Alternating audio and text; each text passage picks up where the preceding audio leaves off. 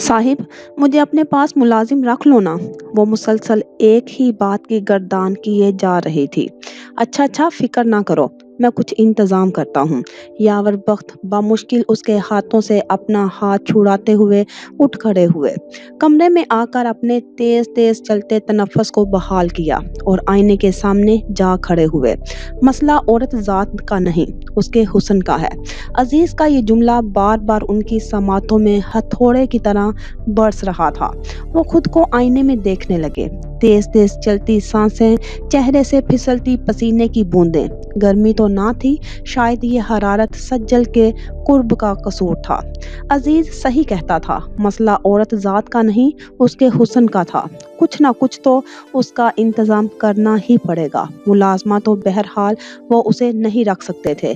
कुछ दिनों में उन्हें इस शहर से कूच कर जाना था और इस कयामत को अपने हमरा ले जाना तो मुसीबत को खुद दावत देने के मुतरादिफ था।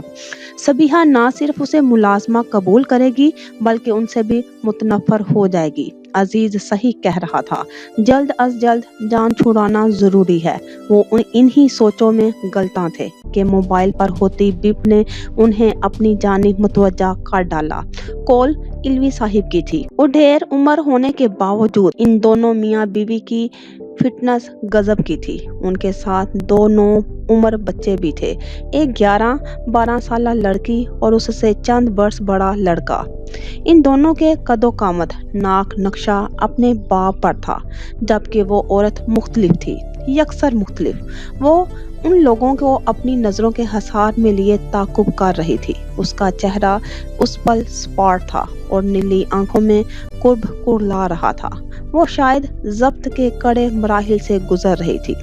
वो दोनों बच्चे माँ बाप से हटकर दूसरे स्टोर्स में जा चुके थे। अब सिर्फ वो दोनों मियाँ बीवी ही साथ रह गए थे।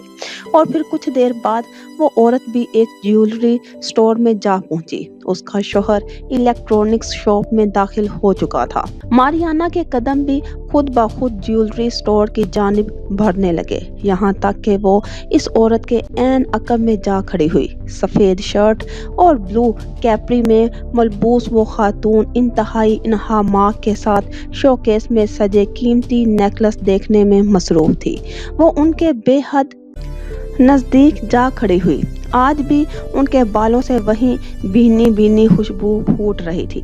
एक अरसे बाद उसके नथनों ने इस मशहूर कुन खुशबू को महसूस किया था। इस खुशबू को उसने एक गहरी सांस के जरिए अपने अंदर उतार लिया।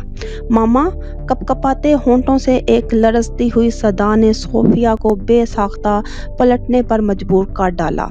वो आज भी वैसी थी, सुर्खो सफेद और इंतहाई हसीन, मगर नीली आंखों के गिर्द कुछ हल्के जगह बनाए बैठे थे। सुबी पेशानी की लकीरों में मजीद कुछ इजाफा हुआ था। लब वैसे ही खिले खिले थे, मगर उनमें रची बसी वो पुरानी शुगुफ्तगी मफकूद थी। उम्र रफ्ता के हाँपती हुई थकन उनके पूरे वजूद पर तारी थी। मारियाना उन्हें तरसी हुई निगाहों से तक रही थी। सोफिया किसी बर्फीले मुंजमद वजूद की मानिद सुन सी खड़ी हैरानी के आलम में मारियाना को यकटक देख रही थी। क्या नहीं था उस पल सोफिया की नीली आंखों में? शिकस्तगी, आजुर्दगी और लाचारी। मामा, मारियाना ने एक बार फिर आसो यास के झूले में झूलते हुए सोफिया को पुकारा और इस बार साकत मुंजमद मुजस्मे में हरकत हुई। सोफिया यादों की कांपती हाँपती मुसाफत से लौट आई। मारियाना, मेरी बेटी। सोफिया बेखुदी के आलम में मारियाना से लिपट गई। माँ से विसाल अमेज लम्स की सरशारी ने मारियाना को नहाल कर डाला। एक अरसे बाद माँ की ठंडी ठंडी छाँव उसे मुयस्सर हुई थी। मेरी बेटी आज भी वैसी ही है, बिल्कुल वैसी, मेरी प्यारी सी गुड़िया। वो उसके ऊंची पोनी में बंधे गहरे ब्राउन रेशमी बालों को, उसकी आंखों की नीलाहट को और लबों की गुलाबी मुस्कान को जहन के पर्दों पर दोहराती ही जान खेज लहजे में कह रही थी। दफ्तर मारियाना की निगाह सोफिया की गर्दन से लगे आबे गू रंगत माइल पेंडेंट पर पड़ी। वो चौंक गई। ये पेंडेंट उसके बाबा ने मामा को गिफ्ट किया था। اسی دن جس دن اسے سنو وائٹ کا تحفہ دیا تھا، اس کی نگاہوں کے سامنے برسوں پہلے کا وہ منظر لہرا گیا۔ اس کے بابا نے کتنی چاہت کے ساتھ ماما کو یہ لاکٹ پہنایا تھا، اور ماما کتنی خوش تھی، بار بار آئینے میں اپنا عکس دیکھتی، پینڈنٹ پر ہاتھ پھیرتی اور محبت پاش نگاہوں سے بابا کا شکریہ ادا کرتی۔ ماما نے آج بھی اس پینڈنٹ کو اپنے سینے سے لگا رکھا تھا۔ ماریانا نے بے تاب نگاہوں سے ماں کے ممتا بھرے چہرے پر نگاہ ڈالی۔ آہ، کتنا درد تھا ان کی نگاہوں میں، ایک عجب نوع کی بے کلی ان کے انگ انگ سے پھوٹتی تھی، اور وہ ماں کی کسک پر کراہ کا رہ گئی۔ صوفیہ پشت سے ایک اجنبی آواز ان دونوں کی سماعتوں سے ٹکرائی۔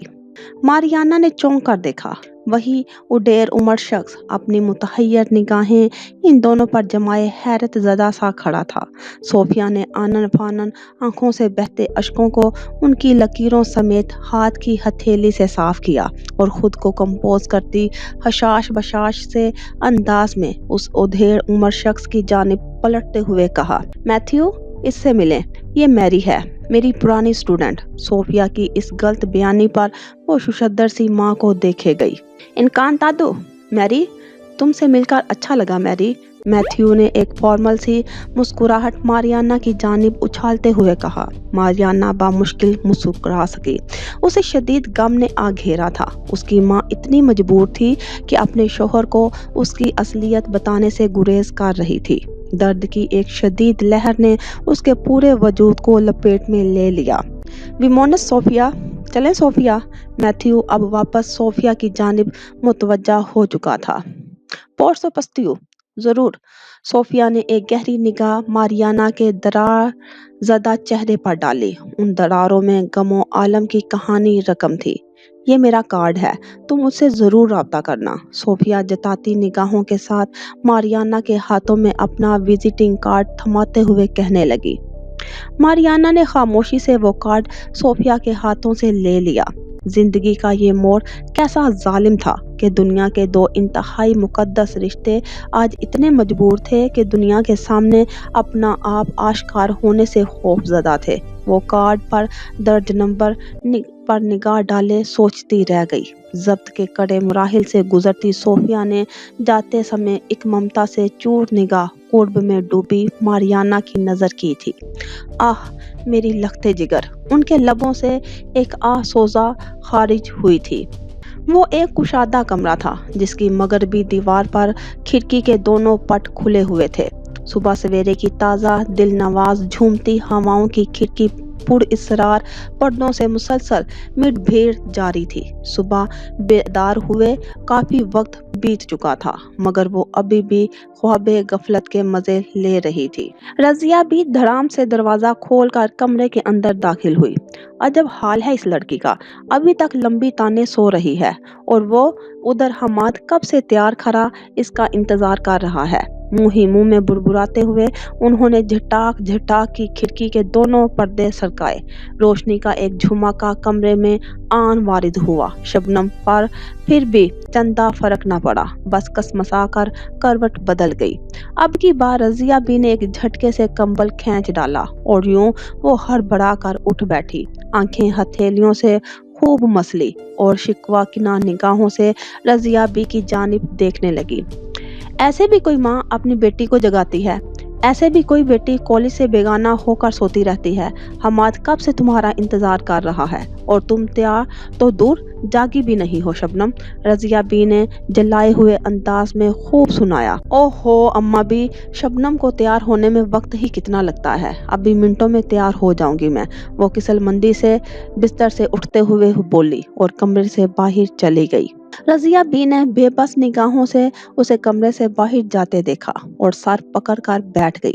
جب سے انہیں شبنم کی انگڑائی لیتی جوانی اور مزاج میں پنپتی نادانی کا احساس एहसास हुआ था उनकी दिन रात की नींदें उड़ गई थी। रज़िया भी इतनी परेशान ना होती अगर उनका माज़ी अपनी हौलनाकियों समेत उनके ज़हन में नक्श ना होता।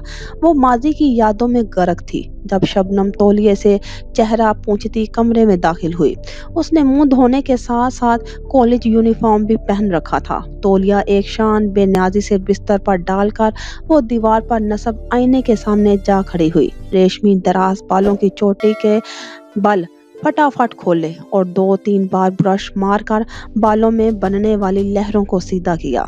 ऊंची सी पोनी बनाई। पोनी बनाने के बावजूद बाल उसकी कमर को छू रहे थे। फेयरनेस क्रीम शादाबी चेहरे पर लगाई, आंखों में काजल की धार लगाई, लबों पर हल्की सी नेचुरल लिपस्टिक का शेड लगाकर वो तैयार खड़ी थी। देखा माँ भी हो गई तैयार 5 मिनट में। वो अब अपने बैग को कंधे से लटकाती दरवाजा खोलकर बाहर निकलते हुए बोली। रज़िया भी फकत सर हिलाकर रह गई। ज़ेरे लब वो उसकी हिफाजत के लिए रब्बे करीम से दुआ मांगती बंगले के अंदर दीगर काम निपटाने की गर्ज से चली गई। कितनी देर करती हो तुम? सुबह जल्दी क्यों नहीं उठती? लेट्स लतीफ। फ्रंट सीट पर बैठते ही हमाद ने उसकी खिंचाई की। आपको मालूम है आप दिन ब दिन बिल्कुल अम्मा बी की कार्बन कॉपी बनते जा रहे हैं। हमाद भाई, नहीं उठा जाता मुझसे इतनी सुबह सवेरे। वो मुंह बसोरते बेबसी की तस्वीर बनने में मगन थी। नहीं उठा जाता मुझसे इतना सवेरे। हमाद उसके अंदाज में उसी के जुमले को दोहरा कर उसे चिढ़ाया। उनकी गाड़ी उस वक्त शहर की एक मारूफ शाहरा से गुजर रही थी। सारी जिंदगी क्या सोते हुए गुजारनी है? हमाद अब हल्के फुल्के अंदाज में उसकी सरजनिश कर रहा था। बिल्कुल भी नहीं। जिंदगी के लिए बड़े जबरदस्त प्लान बनाए हैं मैंने। वो शोखी से चहकी। अच्छा, कौन से जबरदस्त प्लान? जरा उन पर रोशनी डालो। हमाद ने सामने स्क्रीन से नजर हटाकर उसके जोश से जगमगाते चेहरे पर निगाह डालते हुए पूछा। वो तो मैं वक्त आने पर ही बताऊंगी आपको, शबनम ने इतरा कर कहा। तो हमाद हंसते हुए उसके सर पर चिपत लगा दी। अच्छा जाओ अब कॉलेज, ध्यान रखना अपना। और ये लो, सुबह को खाया पिया तो है नहीं तुमने, कैंटीन से कुछ लेकर खा लेना। गाड़ी गर्ल्स कॉलेज के दरवाजे पर आकर रुकी थी। हमाद ने वॉलेट से कुछ पैसे निकाल कर उसे देते हुए कहा। थैंक यू हमाद भाई, अल्लाह हाफिज। वो अलविदाई कहती गाड़ी से बाहर निकल गई। हमाद ने उसे कॉलेज के अंदर दाखिल होता देखकर मुस्कुराते हुए गाड़ी आगे बढ़ा दी। ओहो, वो देखो हमारी हीरोइन आ गई। शाजिया और फायजा उसे दूर से आता देखकर चहकी थी। वाह भाई, क्या शान है तुम्हारी, बड़े ठाठ बाट से गाड़ी में बैठकर कॉलेज आती हो। ये अनीला थी जो बड़े रश्क अमेज लहजे में कह रही थी। अब इतने बड़े बंगले से आती हूँ, गाड़ी में तो आऊंगी ना, तुम्हारी तरह रक्शों में घूमने वाली नहीं हूँ मैं। शबनम ने बड़े तकब्बुराना अंदाज में अनीला के रोज रक्शे में आने जाने पर तंज किया। अनीला के चेहरे की रंगत एहसासे तौहीन के जेरे असर मुतगय्यर होती चली गई। इतना गरूर भी अच्छी बात नहीं शबनम। तुम्हारे बाप या भाई की गाड़ी होती तो ये अल्फाज तुम पर जचते भी। घर की पुरानी मुलाजमा की नवासी हो, मालकों ने मारे हमदर्दी तुम्हें कॉलेज छुड़वा भी दिया। गाड़ी में तो अपनी औकात भूलने की गलती कभी ना करना। अनीला ने ईंट का जवाब ईंट से ही दिया था। हिसाब पूरा होने के बाद वो वहां मजीद रुकी नहीं, तन फन करती क्लासरूम की जानिब बढ़ गई। उसकी हिम्मत कैसे हुई मुझसे इतनी बड़ी बात कहने की? शबनम दहकते कोयले की मानिद अंगारे चबाते हुए अनीला की पुश्त को घूरते हुए बोली। अब जाने भी दो, वैसे भी गलती उसकी नहीं, तुम्हें क्या जरूरत थी यूं उस पर तंज करने की? फायजा ने गैर महसूस अंदाज में उसे टोका। शबनम ने एक झुलसती निगाह फायजा पर डाली। कबल इसके कि वो कुछ कहते, शाजिया ने मौजू गुफ्तगू यकसर तब्दील कर डाला। अरे तुमने ये खबर पढ़ी है शबनम?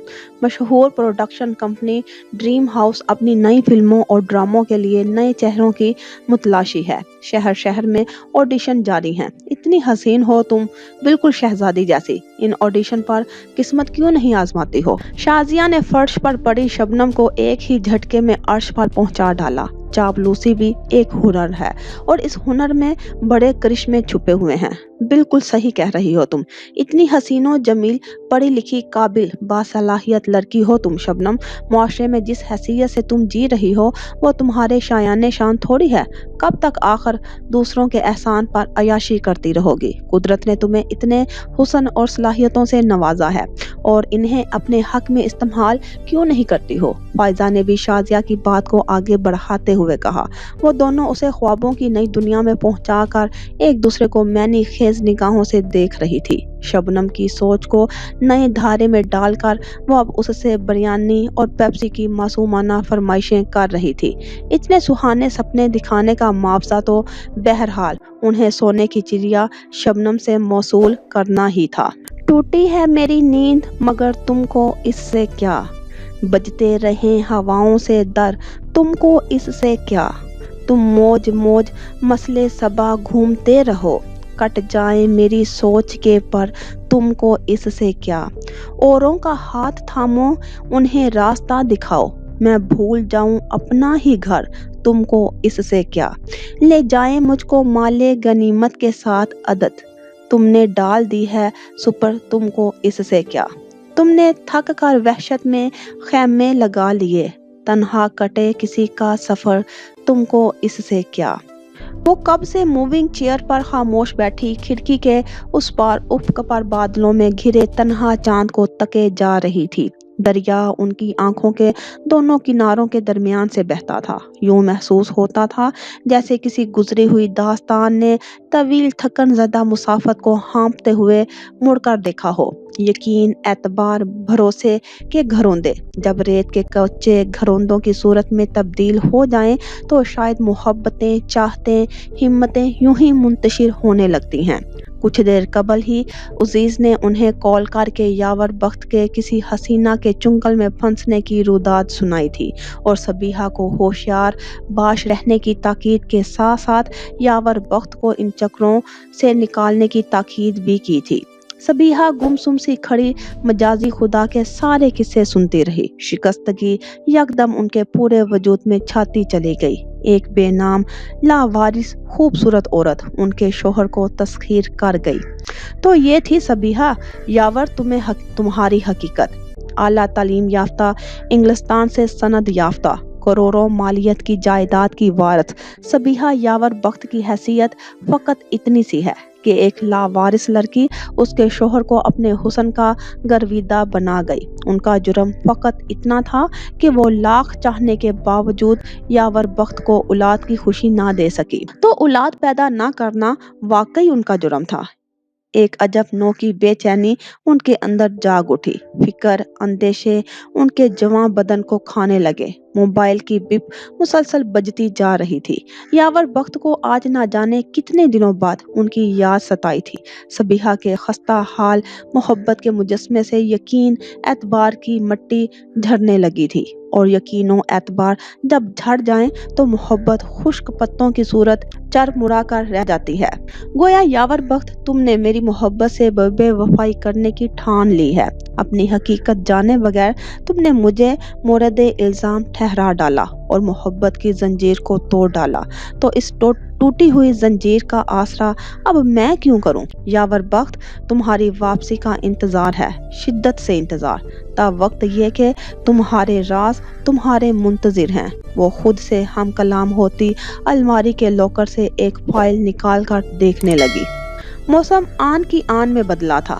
رات جو چاند کا ٹکا اپنے ماتھے پر سجائے مسرور شاداں بہکی بہکی چلی جا رہی تھی، گھنگور سیاہ بادلوں کی آمد سے تھر تھرا کر رہ گئی۔ بجلی چمکی، بادل گرجے اور موسلادھار بارش شروع ہو گئی۔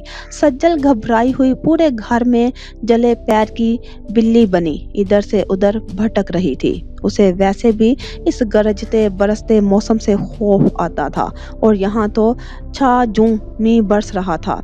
صاحب جی ابھی تک نہیں آئے، کاش میں ان کا نمبر ہی معلوم کر لیتی۔ وہ منہ ہی منہ میں بدبداتی بے صبری سے یاور بخت کا انتظار کر رہی تھی۔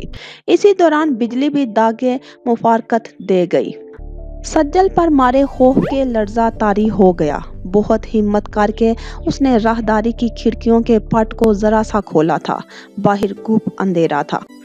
यका यक बादल जोर से गरजे और ऐन उसी पल बिजली जोर से कड़की। सज्जल का नन्हा सा दिल उछलकर हलक तक आ गया। चमकती बिजली की रोशनी में लॉन में लगे ऊंचे घने दरख्त अब एनिमेटेड स्पेशल इफेक्ट के मानित कद आवर बलाएं मालूम होने लगे थे। इसी दौरान बादल यक बारगी फिर गरजे और बिजली ने चमक कर जग को रोशन किया। इतना ही काफी था कि किचन से बर्तनों के गिरने की जोरदार आवाज ने सज्जल को मजीद खौफजदा कर डाला। घर पर उसके अलावा कोई ना था। फिर ये आवाज वो हवास बाख्ता दौड़ती हुई सामने नजर आते कमरे में जा घुसी। तारीकी में डूबे घर में दरवाजा धड़ाम से बंद करने की जोरदार आवाज गूंजी और किचन में डस्टबिन में मुंह मारती बिल्ली बौखला कर खिड़की से बाहर कूदी। मारियाना शिकस्ता कदमों से घर में दाखिल हुई थी।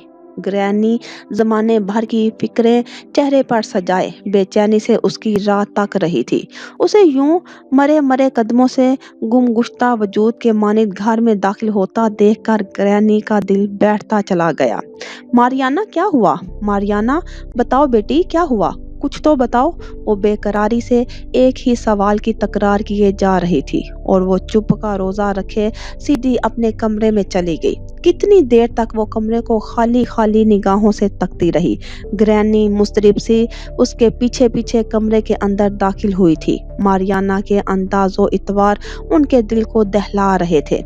मारियाना मेरी बच्ची क्या हुआ है आखिर? वो एक बार फिर परेशानी से इस्तफसार करती उसका हाथ थामने लगी और यही पल था जब बंद टूटा था। मारियाना उनके ज़ाइफ हाथों से अपना हाथ छुड़ाकर हिज़यानी अंदाज में चीखती हुई राइटिंग टेबल की जानिब बढ़ी थी और एक हिजान के आलम में उसने आनन फानन तमाम किताबों को गिरा डाला था। क्यों ग्रैनी क्यों? मैं ही क्यों इतनी बदनसीब हूँ? वो रो रही थी, बिलक रही थी और चला चला कर अपनी किस्मत पर गुड़िया जारी कर रही थी। क्यों?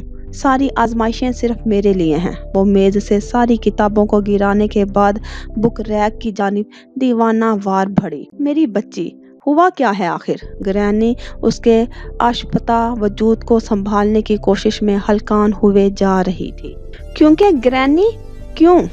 मेरा ही वजूद क्यों शीशे की तरह नाजुक है जबकि झीलना मुझे पत्थरों का अजाब है। वो बुक रैक की किताबें पटकने के बाद खिड़की के पर्दे नोचना शुरू हो गई। क्यों? मेरे माँ बाप क्यों मुझसे जुदा हो गए? इस जमाने के लिए मैं आखिर क्यों खिलौना बनकर रह गई हूँ? वो शिकवा की ना थी, न ढाल सी दीवार से लगकर बैठती चली गई। ग्रैनी अब खामोश थी, समझ चुकी थी कि आज जरूर कुछ ऐसा हुआ है जिसने मारियाना को अंदर तक झंझोर डाला है, तोड़ डाला है। वो मारियाना को अपनी बाहों में समेटने लगी। क्यों ग्रैनी क्यों? क्यों मैं इतनी मजबूर हूँ कि अपनी माँ को इस दुनिया के सामने माँ नहीं कह सकती? आखिर वो बोल ही पड़ी। ग्रैनी ने चौंक कर मारियाना के चेहरे को देखा। आंसुओं में डूबा चेहरा, कुर्ब में डूबी नीली आंखें। क्यों मेरी माँ इस दुनिया के सामने मुझे अपने सीने से लगाते हुए घबराती है, डरती है? क्या मेरा उनसे रिश्ता कोई बदनुमा दाग है? क्यों ग्रैनी आखिर क्यों? वो सिसक सिसक कर निढाल हुए जा रही थी। ग्रैनी ने तड़प कर उसे सीने से लगा लिया। कभी हम साथ हुआ करते थे, खुश, बेहद खुश। इस बड़ी सी दुनिया में हमारी एक छोटी सी दुनिया हुआ करती थी। हम बेहद खुश रहा करते थे, एक दूसरे की जान हुआ करते थे और फिर एक दिन सब कुछ उजड़ गया। हम सब बिखर गए और ऐसे बिखरे कि अब दुनिया हमें मिलने भी नहीं देती।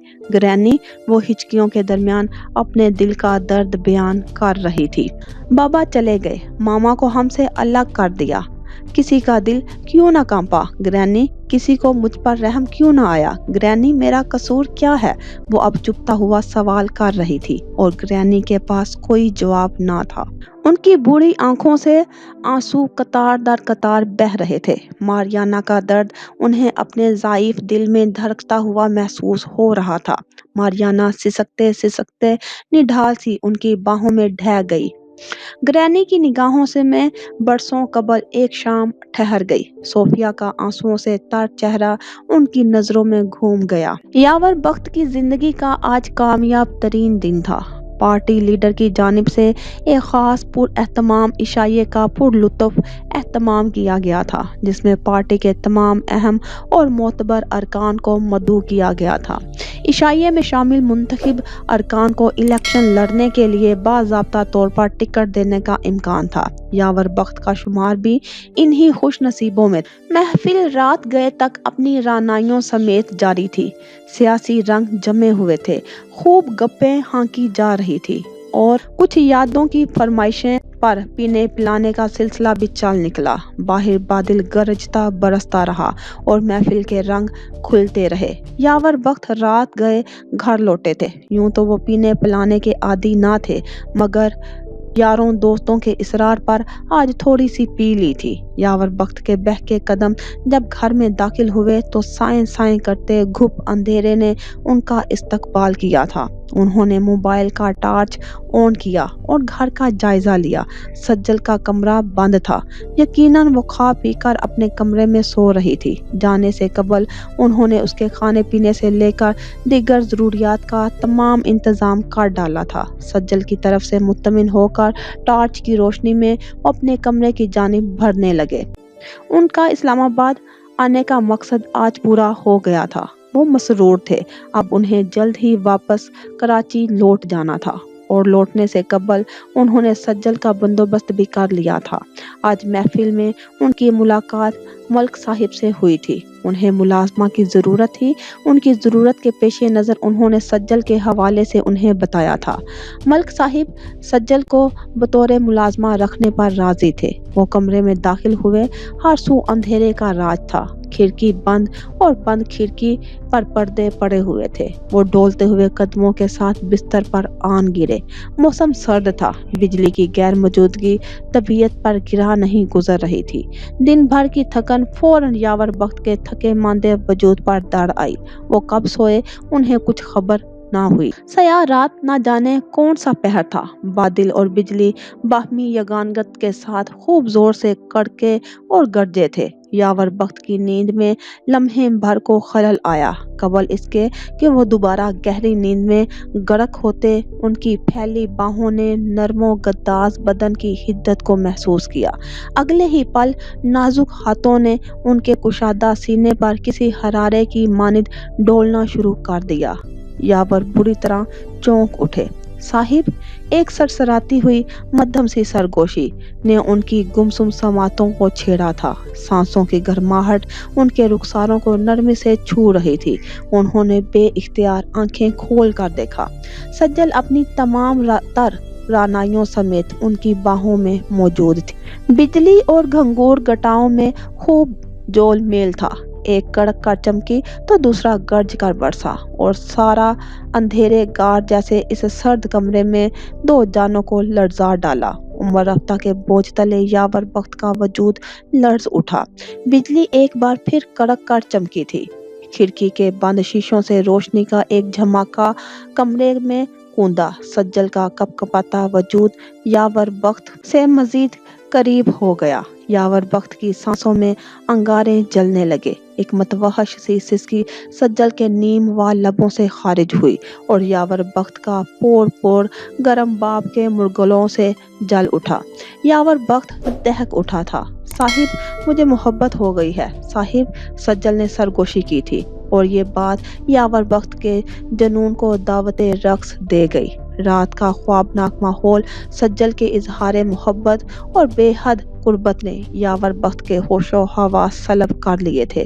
جب ہی وہ اس کے حسن کے آگے بے بس ہو کر اپنا آپ اسے سونپ چکے تھے۔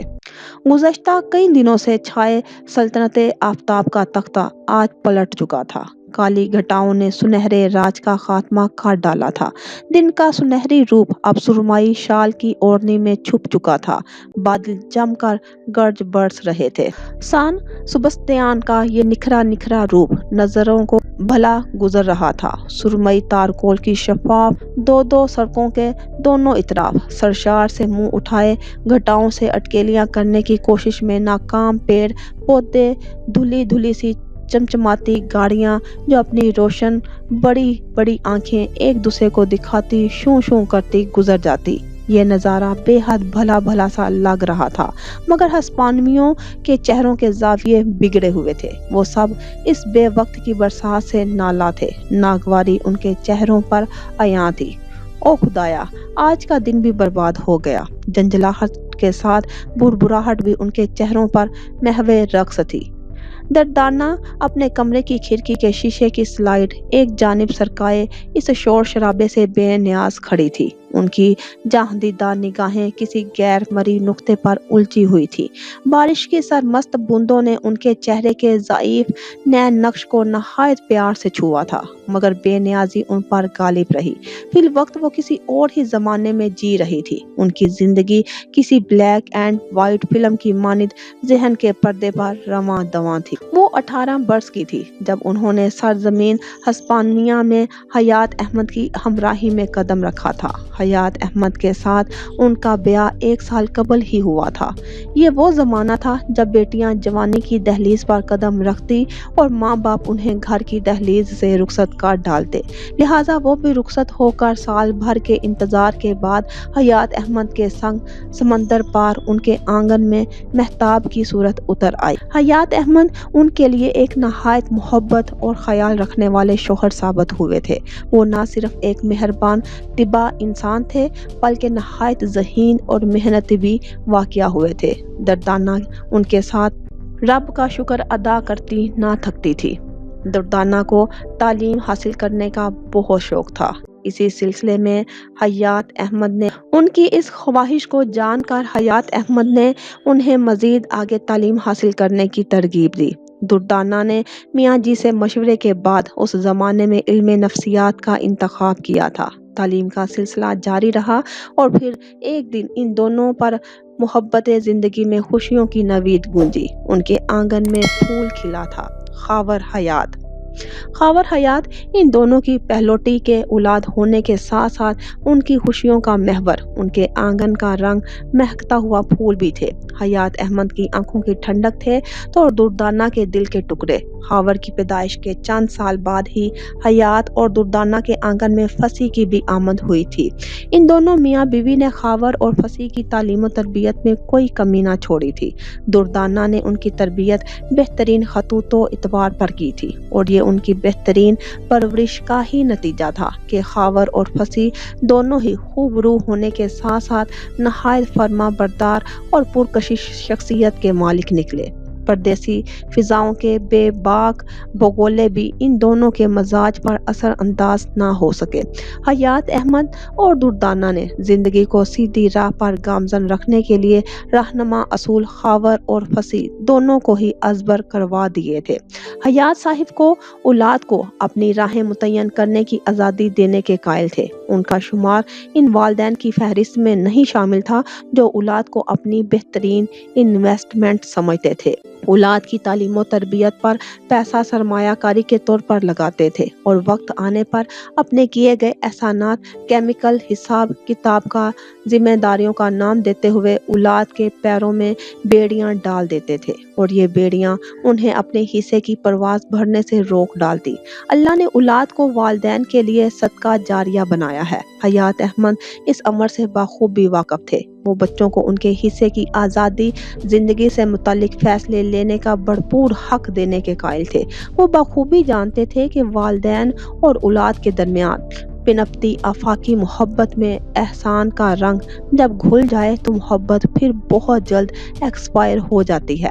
آفاق محبت میں دنیاوی رنگ محبت کو خالص نہیں رہنے دیتا۔ یہ ایک بدترین ملاوٹ سے زیادہ کچھ نہیں۔ یہ حیات احمد اور دردانہ کی تربیت کے ساتھ ساتھ مکمل اعتماد کا نتیجہ تھا کہ خاور اور فصیح اپنے اپنے شعبوں میں نہ صرف کامیاب تھے بلکہ عزت اور ناموری بھی کما رہے تھے۔ خاور بچپن سے ہی اڑان بھرنے کے خواہش مند تھے اور اس خواہش کی تکمیل انہوں نے بالآخر پائلٹ بن کر ہی کر ڈالی۔ فضاؤں میں اڑان بھرنا ان کا عشق بن چکا تھا اور اپنا عشق پائلٹ کا روپ دھار کر وہ خوب لڑ رہے تھے۔ ان کا شمار ایئر بس کے بہترین پائلٹس میں ہوتا تھا، جبکہ فصیح بچپن سے ہی پہلے کھلونوں اور پھر مشینوں کی جانچ پڑتال کرنے کے شوقین واقع ہوئے تھے۔ ان کے اس شوق نے انہیں ایک بہترین الیکٹرونک انجینئر بنا ڈالا تھا۔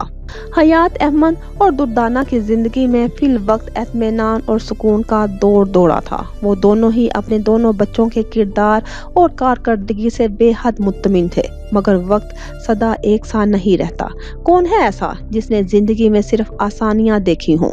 آزمائشیں حتمی طور پر انسان کا ساتھ کبھی نہیں چھوڑتی۔ ان دونوں کی پرسکون زندگی میں بھی ایک کنکر نے ہلچل پیدا کر ڈالا تھا۔ ہاں، صرف ایک معمولی سا کنکر پرسکون ندی میں ارتعاش بکھیرنے کی طاقت رکھ سکتا ہے، اور اس کنکر کا نام تھا صوفیہ آئزک۔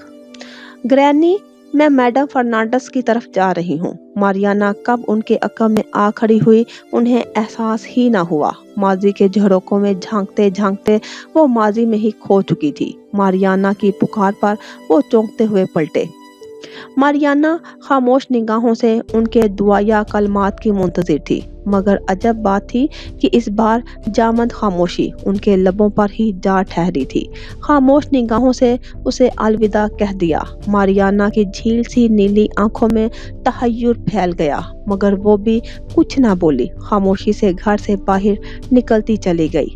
وہ ماریانا کے جانے کے بعد پھر سے رخ موڑ کر کھڑکی کی جانب متوجہ ہو گئی۔ ماریانا اب بھی ان کی نگاہوں کے حصار میں تھی، اور پھر وہ باہر کھڑکی اپنی بائیسکل پر سوار ہو کر ان کی نگاہوں سے دور ہوتی چلی گئی۔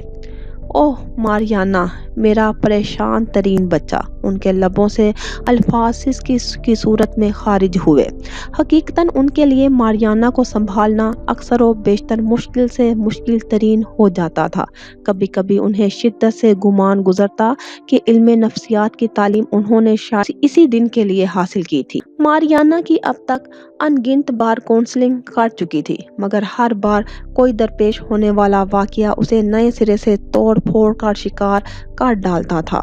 وہ بخوبی جانتی تھی کہ ان کی نازک سی دل کی مالک پوتی جذباتی طور پر کمزور نہیں، مگر اس کی زندگی کی کئی ڈوریں اس قدر الجھی ہوئی تھی کہ ان کو سلجھاتے ہوئے اس کی روح اکثر بری طرح زخمی ہو جاتی تھی، اور ایسے میں وہی واحد ہستی تھی جو اس کے زخمی وجود پر محبت کا پھاہا رکھتی تھی۔ ماریانا ان کی نگاہوں سے دور ہوتے ہوتے ایک نقطے کی مانند رہ گئی تھی۔ ان کی ضعیف آنکھوں میں موتی چمکنے لگے۔ ماریانا سے انہیں بے حد محبت تھی۔ اس کی رگوں میں ان کا خون دوڑتا تھا۔ ان کے جینے کی اگر کوئی وجہ تھی تو وہ ماریانا ہی تھی۔ گزری شب ماریانا جس قدر بے قرار رہی، اتنی ہی بے چینی اور بے قراری ان کے وجود میں بھی گھلتی رہی تھی۔ رات بھر وہ ماضی کے اوراق پلٹتی ان گروہوں کو ڈھونڈتی رہی جن کی الجھنیں آج بھی ماریانا کی زندگی آزمائشیں بنا ڈالتی تھی۔ ماریانا حد نگاہ سے بہت دور جا چکی تھی۔ ذہن کے پردے پر ماضی کے اوراق پھڑک رہے تھے، اور پھر ایک پھڑپھڑاتا ہوا ورق ان کی نگاہوں کے سامنے آ ٹھہرا۔ آج کی طرح وہ بھی ایک نہایت سہانی شام تھی جب صوفیہ آئزک نے خاور کی ہمراہی میں پہلی مرتبہ ان کے گھر میں قدم رکھا تھا۔ عشق کی ایک روح فرسا داستان کے ایک باب کا اختتام ہونے جا رہا تھا۔ چارہ گر ہار گیا ہو جیسے، اب تو مرنا ہی دوا ہو جیسے۔ اماوس کی تاریک رات، بچھڑتے ہوئے چاند کی جدائی کا دکھ، اپنے دامن میں سمیٹے رنجیدگی کی سیاہ چادر میں منہ چھپائے تھکے تھکے قدموں سے آگے بڑھ رہی تھی۔ بالکل ویسی تھکن اس کے قدموں سے بھی لپٹی تھی۔ اماوس کی رات جیسی تاریکی اس کے نصیب سے بھی چمٹی تھی۔ بچھڑنے کا دکھ اس کے وجود میں بھی کھبا تھا۔ گھاؤ گہرا تھا، خون آنکھوں سے بھل بھل رستا تھا، گرم سیال کی مانند۔ چلتے چلتے وہ کافی دور نکل آئی تھی۔ راستے بھلے انجان تھے، مگر منزل سے وہ واقف تھی۔ مگر منزل تک پہنچنے سے پہلے اسے کچھ حساب چکتا کرنے تھے۔ رات کا تیسرا پہر تھا۔ ملک کے سب سے مصروف شہر میں بھی فی الوقت تاریکی کا راج تھا۔ سناٹے کے مہیب سائے بدروحوں کی طرح ادھر سے ادھر بھٹکتے تھے۔ وہ شہر کی اہم شاہراہ تک جا پہنچی۔ ناگن جیسی بل کھاتی دو سڑکوں پر کبھی کبھی کوئی تیز رفتار گاڑی ہارن بجاتی شوں سے گزر جاتی تھی۔ فٹ پاتھ پر اونچے گھنے پیڑوں کی قطار تھی۔ इन्हीं में से किसी ऊँगते पेड़ की गोद में वो निढाल सी जा बैठी और थकन से चूर सोचते हुए वो हाल से माजी में जा पहुंची थी। उसका कमरा था, चारों इतराफ दीवारों पर कद आवर हसीनो दिलकश शीशे नस्ब थे। वो अपनी मुसहरी पर बुराजमान थी और अंगूर का सब्ज गुच्छा इस अदा से उठाए मुसहरी की पुश्त से टेक लगाए किसी बात पर खिलखला कर हंस रही थी। उसे यूं हंस हंस कर बेहाल होता देखकर जुगनू सदके वारी हुए जा रही थी और ज्वाला उसकी बुलाएं ले रहा था और उसकी मुतरन्नम हंसी थी कि रुकने में ही ना आ रही थी। जुगनू, तुम भी ना बड़े पुरलुत्फ शगुफे सुनाती हो, बिला आखिर हंसी थी और उसके मरमरी लबों ने सहर फूंका। अच्छा एक बात बताओ जुगनू, ये मंजिल क्या है? डेस्टिनी कहते हैं ना इसे, तो भला बताओ तो जरा, ये डेस्टिनी क्या है? वो ना जाने किस ख्याल की फिल वक्त असीर थी जो पूछ बैठी। वो तो जी सबकी अपनी अपनी होती है ना, आपकी क्या है जी? जुगनू के सर के ऊपर से गुजरी थी उसकी बात। वो होंठों की तरह उसका मुंह तके गई। हाय, ख्वाहिश है कि कोई बाहें वाह किए मुस्कुराते हुए अपनी आगोश में ले ले और फिर हमेशा हमेशा के लिए अपने हमरा एक अलग दुनिया में ले चले जहां और कोई ना हो, बस मैं और वो और हमारी दुनिया हो। वो एक जज़ब के आलम में आंखें मूंदे कहे जा रही थी। कई आवारा लिटे गरोह दर गरोह उसके चेहरे पर आवारा गर्दी में मसरूफ थी। तुम्हारी ये ख्वाहिश है तो ये ख्वाहिश पूरी भी होगी।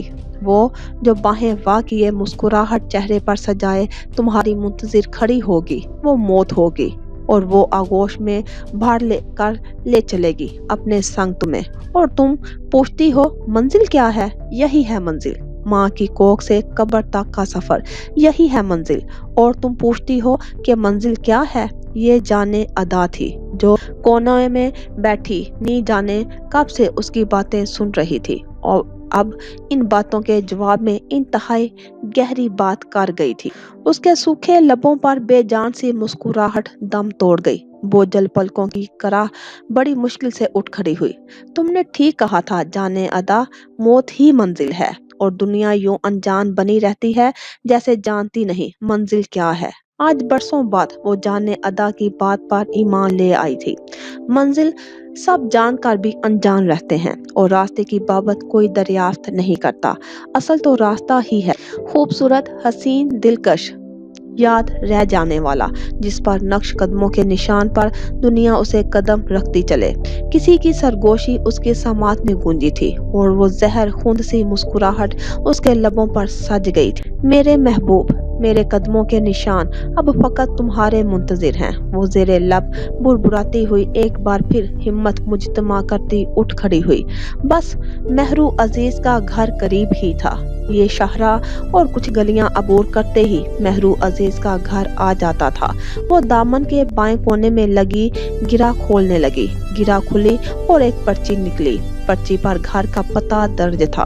पर्ची में लिखे एक एक लफ्ज को ज़हन नशीन करती वो तेज तेज कदमों से आगे बढ़ती हुई शाहरा अबूर कर चुकी थी। उसकी सांसें तेज रफ्तारी के बायस तेज तेज चलने लगी थी। वो शाहरा अबूर करती अब मुख्तलिफ जगहों से मुड़ती एक बुलंद इमारत के सामने खड़ी थी। उसने सर उठाकर इस बुलंद इमारत की पेशानी पर दर्ज इबारत के नाम को देखा और फिर मुट्ठी में दबी इस पर्ची को देखा और अब इमारत के गेट की जानिब बढ़ने लगी थी, मगर वहां गार्ड बैठा था। रुको बीबी, मुंह उठाए किधर चली जा रही हो? वो मशकूक निगाहों से उसे घूरता हुआ सख्त गिर लहजे में उससे मुखातिब हुआ। मेहरू अजीज से मिलना है, उसने जवाब दिया। गार्ड ने इस अजनबी मगर इंतहाई खस्ता हाल वजूद को देखा। बिलाशुबा वो हसीन थी मगर उसकी हालत गैर थी। शानों पर टिकी स्याह चादर को उसने अपने इर्द गिर्द फैलाया हुआ था। गार्ड एक तमस्खराना मुस्कुराहट चेहरे पर सजाए उससे मजीद पूछगिछ करके इंटरकॉम पर मेहरू अजीज को उसके आने की इतला देने लगा। इसी दौरान उसकी निगाहों का महवर वो ही थी। अजीब लड़की थी। रात के इस पहर इतने खस्ता हाल हुलिये में न जाने क्यों बाहर निकली थी, मगर हैरत अंगेज बात यह थी कि उसके चेहरे, लहजे لہجے اور چال سے کسی ڈر، خوف یا گھبراہٹ کا شائبہ تک محسوس نہ ہو رہا تھا۔ مہرو عزیز نے اس کا نام دریافت کیا۔ نام کیا ہے بی بی تمہارا؟ گارڈ کا لہجہ ہنوز کڑک تھا۔ اس نے اپنا نام بتایا۔ مہرو عزیز نے اس کا نام سنتے ہی اسے اوپر بلا لیا۔ جاؤ بی بی، 6 منزل تک لفٹ پہنچا دے گی، وہ جانے کی اجازت دیتا ہوا گائیڈ بھی کر رہا تھا۔ وہ گارڈ کی بات انسنی کرتی عمارت کے اندر داخل ہو گئی۔ گارڈ کافی دیر تک اس کی پشت کو مشکوک نگاہوں سے گھورتا رہا۔ عجب بے نیاز لڑکی تھی، ضرور کوئی اہم قصہ اس عورت کی ذات سے جڑا ہے، ورنہ مہرو عزیز اتنی رات گئے تو کسی سے بھی نہ ملتی۔ گارڈ واپس اپنی جگہ پر بیٹھ گیا تھا۔ چڑیاں پوری بھیگ چکی تھی اور درخت بھی پتا پتا ٹپک رہا ہے۔ گھونسلہ کب کا بکھر چکا ہے۔ چڑیاں پھر بھی چہک رہی ہیں، انگ انگ سے بول رہی ہے۔ اس موسم میں بھیگتے رہنا کتنا اچھا لگتا ہے۔ شب بھر ساون خوب برسا تھا، پیاسی زمین خوب سیراب ہوئی تھی۔ اندھیرے غار جیسا سرد کمرہ بھی روشنی سمیٹنے لگا تھا۔ کرنیں باریک پردے سے چھن چھن اندر داخل ہو کر ہر سو پھیل کر گزری شب کا فسوں بیان کر رہی تھی۔ اسی اثنا میں کچھ گستاخ کرنوں نے سجل کو ستانا شروع کر دیا۔ وہ اب تک یاور بخت کے توانا بازو پر سر رکھے جگ سے بے نیاز سو رہی تھی۔ کرنوں کی اٹکیلیوں سے بلا آخر پریشان ہو کر سجل نے نیند سے بوجھل آنکھیں دھیرے سے کھولی۔ حواس کچھ بحال ہوئے تو گزری شب تمام رعنائیوں کے ساتھ اس کی نگاہوں کے سامنے چھاتی چلی گئی اور سجل اس پر چھا جانے میں کھوتی چلی گئی۔ میں کچی نیند میں ہوں اور اپنے نیم خوابدہ تنفس میں اترتی چاندنی کی چاپ سنتی ہوں۔ گمان ہے آج بھی شاید میرے ماتھے پہ تیرے لب ستارے ثبت کرتے ہیں۔ قصور سجل کا نہ تھا، اس کی عمر اور ان حالات کا تھا، اور سب سے بڑھ کر نگوری محبت کا۔ اس نے دھیرے دھیرے آنکھیں کھولی۔ سامنے ہی سنگار میز پر نصب آئینے نے اسے اس کا عکس دکھایا۔ وہ محویت سے خود کو تکتی رہی۔ کشمیری سیب کی طرح اس کے رخسار مارے شرم کے سرخ ہو رہے تھے۔ یکدم اسے یاد آیا، عالم دیوانگی میں اقرار اظہار کے مسحور کن پل بھی تو پیروں میں جھانجھر باندھے جھوم رہے تھے۔ صاحب، محبت ہو گئی ہے، سجل نے چاہت بھرا اقرار کیا تھا۔ تم تو اپسرا ہو، چائے جانے کے قابل۔ صاحب نے اس کے حسن کو والہانہ انداز میں سراہا تھا۔ اسے یکدم پہلو میں دراز صاحب کا خیال آیا۔ وہ انہیں پلٹ کر دیکھے چلی گئی۔ کشادہ پیشانی، بڑی بڑی سیاہ آنکھیں، کھڑی ستواں ناک اور پتلے ہونٹ، نکھرا ہوا رنگ اور پھر چہرے پر سجی بے نیازی۔ صاحب، تم بھی تو چاہے جانے کے قابل ہو، وہ دل ہی دل میں اعتراف کر گئی۔ صاحب، وہ جھک کر دوسرے ہاتھ کی انگلیوں سے ان کے بالوں کو سہلانے لگی۔ یاور بخت اس بے خبر نیند سے بیدار ہوئے۔ آنکھیں کھولی تو سجل کا مسکراتا چہرہ انہیں خوش آمدید کہہ رہا تھا۔ وہ ہڑبڑا کر اٹھ بیٹھی۔ وہ ان کے شانوں سے جڑ کر بیٹھ گئی۔ یاور بخت کے جسم میں بجلی کی لہر دوڑ گئی۔ سجل ان کی دلی کیفیت سے بے خبر راگ محبت الاپنے میں مصروف تھی، اور یاور بخت کے ہونٹوں کو تو جامد چپ لگ چکی تھی۔ یہ کیا کر دیا میں نے؟ اتنا کمزور کیسے پڑ گیا؟ کوئی ان کے اندر موجود تھا جو شور برپا کیے ہوئے تھا۔ اف، سبیحہ کے ساتھ بد دیانتی کا مرتکب ہو گیا میں۔ اسے پتہ چل گیا تو وہ دونوں ہاتھوں سے سر تھام کر بیٹھ گئے۔ میں آپ کے لیے چائے لاتی ہوں صاحب، سجل انہیں یوں سر تھامتا دیکھ کر فکر مندی سے کہتی ہوئی بستر سے اٹھنے لگی۔ رات بھر آنکھیں سینکتے رہے اور اب چلے ہو آنکھیں چرانے۔ کوئی ان کے اندر بہت زور سے ہنسا تھا۔ وہ متوحش نگاہوں سے سجل کو کمرے سے نکلتا دیکھتے رہے۔ ایسا نہیں ہونا چاہیے تھا، جو بھی ہوا وہ نہیں ہونا چاہیے تھا۔ سبیحہ کیا سوچے گی؟ غلط ہو گیا، بہت غلط ہو گیا مجھ سے۔ یہ الفاظ نہیں تھے، صرف وہ فکر اور اندیشے تھے جو ان کے ذہن میں بری طرح کل بلا رہے تھے۔ بیل بجنے کے 20ویں سیکنڈ میں ہی دروازہ کھل گیا تھا۔ आओ अंदर आ जाओ। महरू अजीज ने दरवाज़ा खोलकर दाएं बाएं देखते हुए उसे फौरन अंदर बुला लिया था। बैठो, मैं पानी लाती हूँ तुम्हारे लिए। वो शब ख्वाबी के लिबास में थी। यकीनन वो गहरी नींद से अभी अभी बेदार हुई थी, मगर इसके बावजूद नींद उस पर जरा बराबर भी गुलबा ना था। वो झट पानी का गिलास लिए हाजिर हुई। लो पानी पियो, तुम्हारी हालत ठीक नहीं है। ऐसा करो, कुछ आराम कर लो। महरू अब अपने सामने बैठी इस बदकिस्मत औरत का सरतापा जायजा ले रही थी। उसकी हालत बता रही थी कि उसके जिस्म ने कुछ वक्त में ही तकलीफों का पहाड़ खुद पर बर्दाश्त किया है। वो 10 दिन कबल ही इस औरत से मिली थी। इस वक्त वो हामला थी, मगर अब उसकी जिस्मानी साखत मुतनासिब थी, यानी जिच्चगी का मरहला गुजर चुका था। तो फिर इसकी औलाद कहाँ थी? तुम्हारी औलाद को भी साथ होना चाहिए। वो कहाँ है? महरू पूछे बिना ना रह सकी। वहीं जहाँ उसे होना चाहिए। वो पानी का गिलास गटागट खाली करके इत्मीनान बोली। महरू खामोश रही। मेरे पास वक्त कम है महरू बीबी, आप जल्दी जल्दी अपना काम मुकम्मल कर लो। चंद सानिये कबल फैली खामोशी को उसने तोड़ने में पहल की।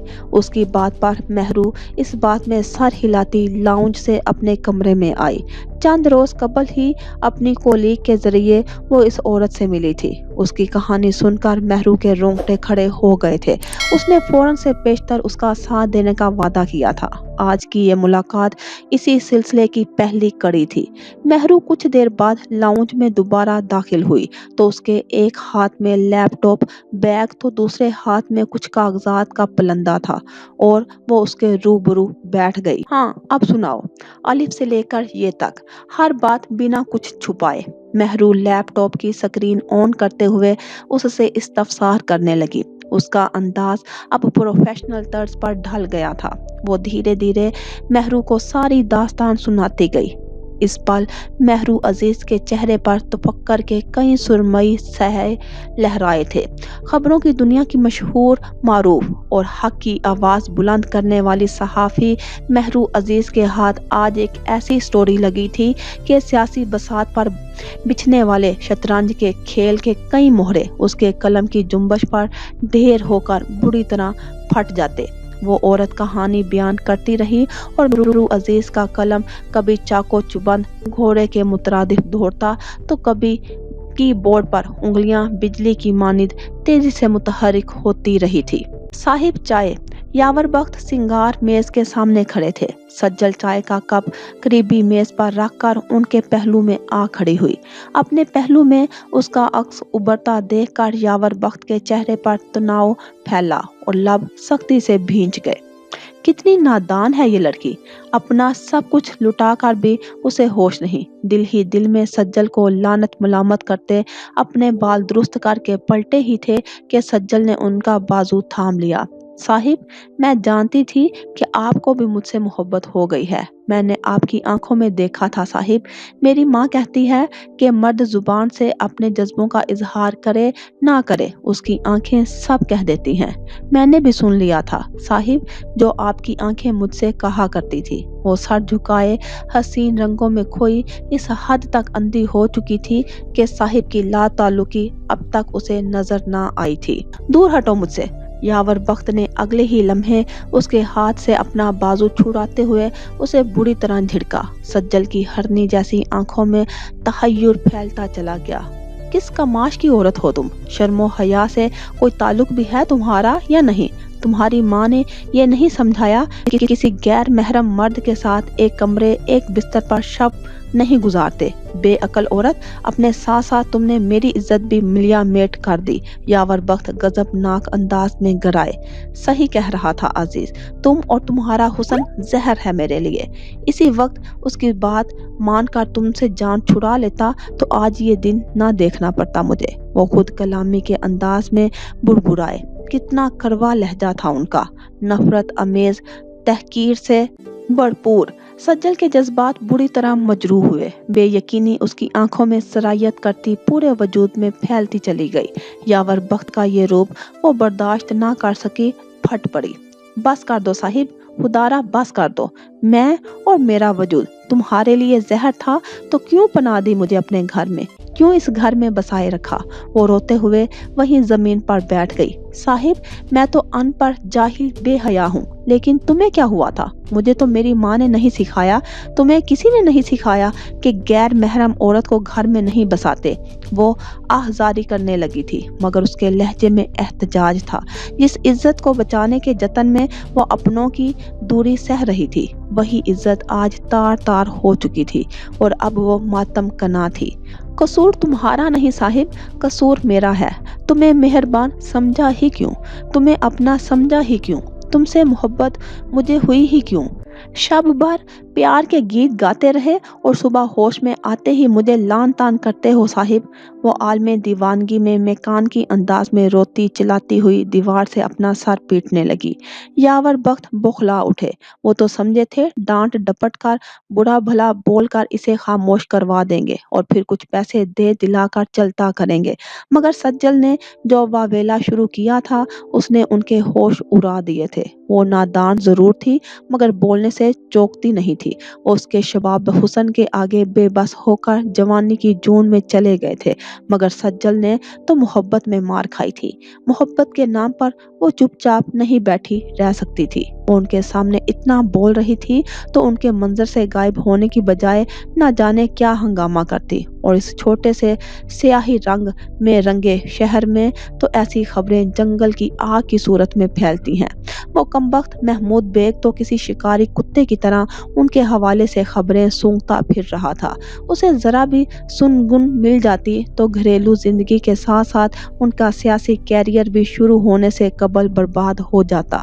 نہیں، اس ناگہانی بلا کو سختی سے نہیں پیار سے سمجھانا ہوگا، اس کا پتہ نہایت احتیاط سے کاٹنا ہوگا۔ یاور بخت جذباتی پن چھوڑو اور ہوش کے ناخن لو۔ یاور بخت خود کو سمجھاتے ہوئے دھیرے قدموں سے سجل کی جانب بڑھے۔ غلطی میری ہے صاحب، تمہیں کسی نے سمجھایا نہیں کہ جنہیں گھر میں پناہ دیتے ہیں ان کی عزت بھی کرتے ہیں۔ میں تو عشق کر بیٹھی صاحب، عشق سے ہار کر تمہاری جانب بڑھی۔ تمہیں کیا ہوا تھا؟ تم کیوں مجھ سے محبت کا، اپنی چاہتوں کا اعتراف کرتے رہے؟ اسی وقت مجھے دھتکار دیتے، مجھے آئینہ دکھاتے، مجھے بے شرم بے حیا کہتے صاحب، مگر نہیں۔ سجل یاور بخت کے قریب آنے پر ان کا گریبان اپنی مٹھی میں بھینچ کر ان سے روتے ہوئے سوال کر رہی تھی۔ یاور بخت کا سر چکرا گیا۔ اتنا آسان نہیں تھا سجل کو رام کرنا، انہیں بہت سمجھداری سے کام لینا ہوگا۔ یہ الفاظ جو سجل کے لبوں سے ادا ہو رہے تھے، ان میں سے ایک بھی اگر اس چار دیواری سے باہر نکل جاتا تو یاور بخت ذلت کی گہرائیوں میں جا گرتے۔ میرے کہنے کا یہ مطلب نہیں تھا سجل، نہ ہی میں تمہیں برا بھلا کہہ رہا ہوں یا دھتکار رہا ہوں، مگر میں اس وقت بہت بے بس ہوں، مجبور ہوں۔ میں تو اس شہر میں مہمان ہوں، میرا گھر تو یہاں سے بہت دور ہے جہاں میری بیوی میری منتظر ہے۔ آج نہیں تو کل مجھے یہاں سے جانا ہوگا، پھر تمہارا کیا ہوگا؟ پہلے تو میں نے ملک صاحب کی طرف تمہارا بندوبست کرنے کا سوچا تھا، مگر اب میں تمہیں کیسے کسی کے بھی آسرے پر چھوڑ کر چلا جاؤں؟ تم تو صرف محبت کے ہاتھوں مجبور ہو، مجھے دیکھو زمانے کے ہاتھوں مجبور ہوں۔ میری بیوی میرے پیروں کی سب سے بڑی زنجیر ہے اور اب تمہاری چاہت نے یہاں میرے قدم روک لیے ہیں۔ اب بتاؤ میں کیا کروں سجل، تم خود بتاؤ۔ وہ چہرے پر بے بسی طاری کرتے اسے شانوں سے تھامے کہہ رہے تھے، اور ان کے آخری جملے پر سجل نے ٹھٹک کر یاور بخت کے چہرے کو دیکھا۔ میری چاہت کا تمہارے دل میں کوئی مقام ہے صاحب؟ سجل نے بے یقینی سے استفسار کیا۔ مقام ہے تو تمہارے سامنے کھڑا ہوں سجل، چھوڑ کر جانے والا ہوتا تو منہ اندھیرے ہی چھوڑ جاتا، مگر تمہاری فکر ہے تب ہی تو اس قدر پریشان ہوں۔ وہ پریشانی کے عالم میں بولے۔ پریشانی کیسی صاحب؟ کہو نا کیسی پریشانی تمہیں تنگ کرتی ہے؟ سجل نے یاور بخت کو پریشان دیکھ کر ان کا ہاتھ تھامے متفکر سے انداز میں پوچھا۔ کیسے سمجھاؤں تمہیں سجل؟ دراصل آج مجھے اسلام آباد سے چلے جانا ہے۔ آج اگر میں نہ لوٹا تو بہت سے مسائل میرے پیچھے چلے آئیں گے اور میں اس مشکل میں پھنسا ہوں کہ تمہیں یہاں چھوڑ کر کیسے چلا جاؤں۔ یاور بخت نے پریشانی سے پیشانی مسلتے ہوئے کہا۔ تو مجھے ساتھ لے جاؤ نا صاحب، نکاح پڑھوا لو، پھر اپنے ساتھ اپنے شہر لے چلو۔ سجل نے جذباتیت کی انتہا پر پہنچ کر لجاجت سے کہا۔ ایسا ہی کروں گا، تم سے نکاح بھی کروں گا اور اپنے ساتھ بھی لے کر جاؤں گا۔ مگر یاور بخت اعتماد سے کہتے ہوئے یکدم رکے۔ مضطرب سی سجل بے چین ہو اٹھی۔ مگر کیا صاحب، بولو نا۔ مگر کچھ وقت لگے گا، اپنی چاہت، اپنی سجل کو اپنانے میں مجھے۔ کیا تم میرا ساتھ دو گی، میرا انتظار کرو گی سجل؟ انہوں نے اس کے معصوم خوبصورت چہرے کو اپنے دونوں ہاتھوں سے تھامتے ہوئے بے قراری سے پوچھا۔ کتنا وقت صاحب، کچھ تو حد ہوگی نا اس انتظار کی، اس نے پرمردگی سے پوچھا۔ پہلی بار یاور بخت کے دل میں سجل کے لیے درد جاگا تھا۔ پہلی بار احساس ہوا کہ انہوں نے سجل کے ساتھ کچھ اچھا نہیں کیا۔ ان کا سر احساس ندامت سے جھک گیا۔ کچھ ماہ کا انتظار، وہ بامشکل کہہ پائے۔ ان آنکھوں میں جن میں محبت کی جوت روشن ہو، ان میں جھانک کر محبت کو دھوکہ دینا بڑا مشکل کام تھا۔ میں انتظار کر لوں گی، مگر تم لوٹ آؤ گے نا صاحب؟ اس نے آسو نا امیدی بھرے لہجے میں پوچھا۔ میں لوٹ آؤں گا، میں وعدہ کرتا ہوں۔ لہجہ تو یاور بخت کا بھی بھیگنے لگا تھا۔ دل جانتا تھا عہد و پیمان جھوٹے ہیں، تب ہی خاموش تھا اور اداس بھی۔ تمہیں لوٹنا ہوگا صاحب، میری محبت، میری دعائیں تمہیں واپس کھینچ لائیں گی۔ دیکھ لینا صاحب۔ وہ ہچکیاں لیتی ان کے قدموں میں بیٹھ گئی۔ یاور بخت کے لیے سانس لینا مشکل ہو گیا۔ سجل کی امید، یقین، اس کی چاہت سینے پر بھاری سل کی صورت آ دھری تھی۔ میں لوٹ آؤں گا سجل، مگر تمہیں میرا یقین کرنا ہوگا، چاہے کچھ بھی ہو جائے۔ مجھ سے کبھی متنفر نہ ہونا۔ وہ رفتہ رفتہ اسے سمجھانے لگے۔ سجل معصوم بچے کی طرح ان کی ہر بات پر اس بات سے سر ہلاتی رہی۔ آج سپہر تک مجھے یہاں سے چلے جانا ہے، تمہیں بھی یہ گھر خالی کرنا ہوگا۔ میں تمہارے کہیں اور ٹھہرنے کا انتظام بھی کر کے آتا ہوں۔ یاور بخت پیار سے اس کے رخسار تھپ تھپاتے ہوئے کمرے سے نکل گئے۔ سجل بھیگی نگاہوں سے انہی نظروں سے دور جاتا دیکھتی رہی۔ وہاں سے نکل کر وہ سیدھے عزیز کے پاس آئے۔ سارا واقعہ گوش گزار کر کے اب منتظر نگاہوں سے اس کے رد عمل کا انتظار کر رہے تھے۔ اسی دن کے لیے میں تمہیں کب سے اس آفت کو گھر سے نکال باہر کرنے کا کہہ رہا تھا۔ پتا تھا مجھے یہ تمہارے سر پر چڑھ کر ہمدردی کا بخار کوئی نہ کوئی چاند ضرور چڑھائے گا۔ عزیز کا حسب توقع کافی سخت رد عمل آیا تھا۔ میرے بھائی، تم ان مردوں میں سے نہیں ہو کہ کسی کو تمہارے اچھے برے عمل کی فکر نہ ہو۔ وہ اور مرد ہوتے ہیں جن کا ہمدردی کا بخار عورتوں کو مہنگا پڑتا ہے۔ جو کارنامہ تم انجام دے کر آئے ہو، وہ اتنی آسانی سے اب تمہارا پیچھا چھوڑنے والا نہیں۔ عزیز کافی دیر تک انہیں لتاڑتا رہا۔ مسئلہ یہ تھا کہ یاور بخت سے جڑی کسی طرح کی بھی بدنامی پارٹی کی گڈ بک سے نکال باہر کرنے کے لیے کافی تھی۔ یار، سمجھ گیا ہوں میں کہ بڑی بھیانک غلطی کر بیٹھا ہوں، مگر اب بتاؤ بھی کہ کیا کروں، کیسے اس غلطی سے چھٹکارا حاصل کروں؟ یاور بخت جھنجھلا کر چٹک پڑے۔ ایسا کرو، اسے بہلا پھسلا کر میرے پاس چھوڑ جاؤ۔ کچھ دن میرے رابطے میں رہو، پھر آہستہ آہستہ دور ہوتے چلے جانا۔ اس کے بعد میں اس لڑکی کا انتظام کر دوں گا۔ بس کوشش کرو کہ فی الوقت وہ اپنی زبان بند رکھے۔ عزیز نے کسی گہری سوچ میں گم کہا اور یاور بخت اس بات میں سر ہلا گئے۔ کچھ دیر قبل جو بھاری سل ان کے سینے پر آ دھری تھی، وہ سجل کے نظروں سے دور ہوتے ہی ہٹتی چلی گئی۔ کافی دیر معاملات طے کرنے کے بعد وہ گھر لوٹ آئے۔ میں نے تمہارے لیے سارا انتظامات مکمل کر لیے ہیں سجل، بس تمہیں میرا ساتھ دینا ہوگا، میرا اعتبار کرنا ہوگا۔ ٹرے پھلوں اور دیگر اشیاء سے سجا کر یاور بخت سجل کے سامنے بیٹھے اسے شیشے میں اتار رہے تھے۔ تمہیں میں اپنے دوست کے حوالے کر کے جا رہا ہوں، اس کے پاس تم بطور میری امانت رہو گی، وہ تمہارا ہر طرح سے خیال رکھے گا۔ تم میری بات سمجھ رہی ہو نا سجل؟ یاور بخت اس سے ہر بات کی یقین دہانی چاہ رہے تھے۔ وہ اقرار کرتی گئی۔ تم لوٹ آؤ گے نا صاحب؟ وہ بولی تو صرف اتنا۔ بےچارگی کی انتہا پنہا تھی اس کے لہجے میں۔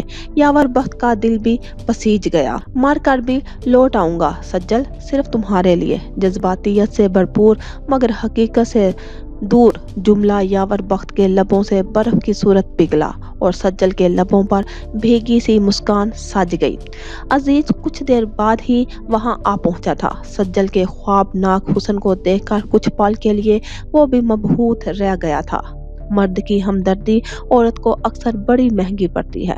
تم نے بھی بے حد مہنگا سودا کر لیا ہے نادان لڑکی۔ عزیز دل ہی دل میں سجل کو ملامت کر رہا تھا۔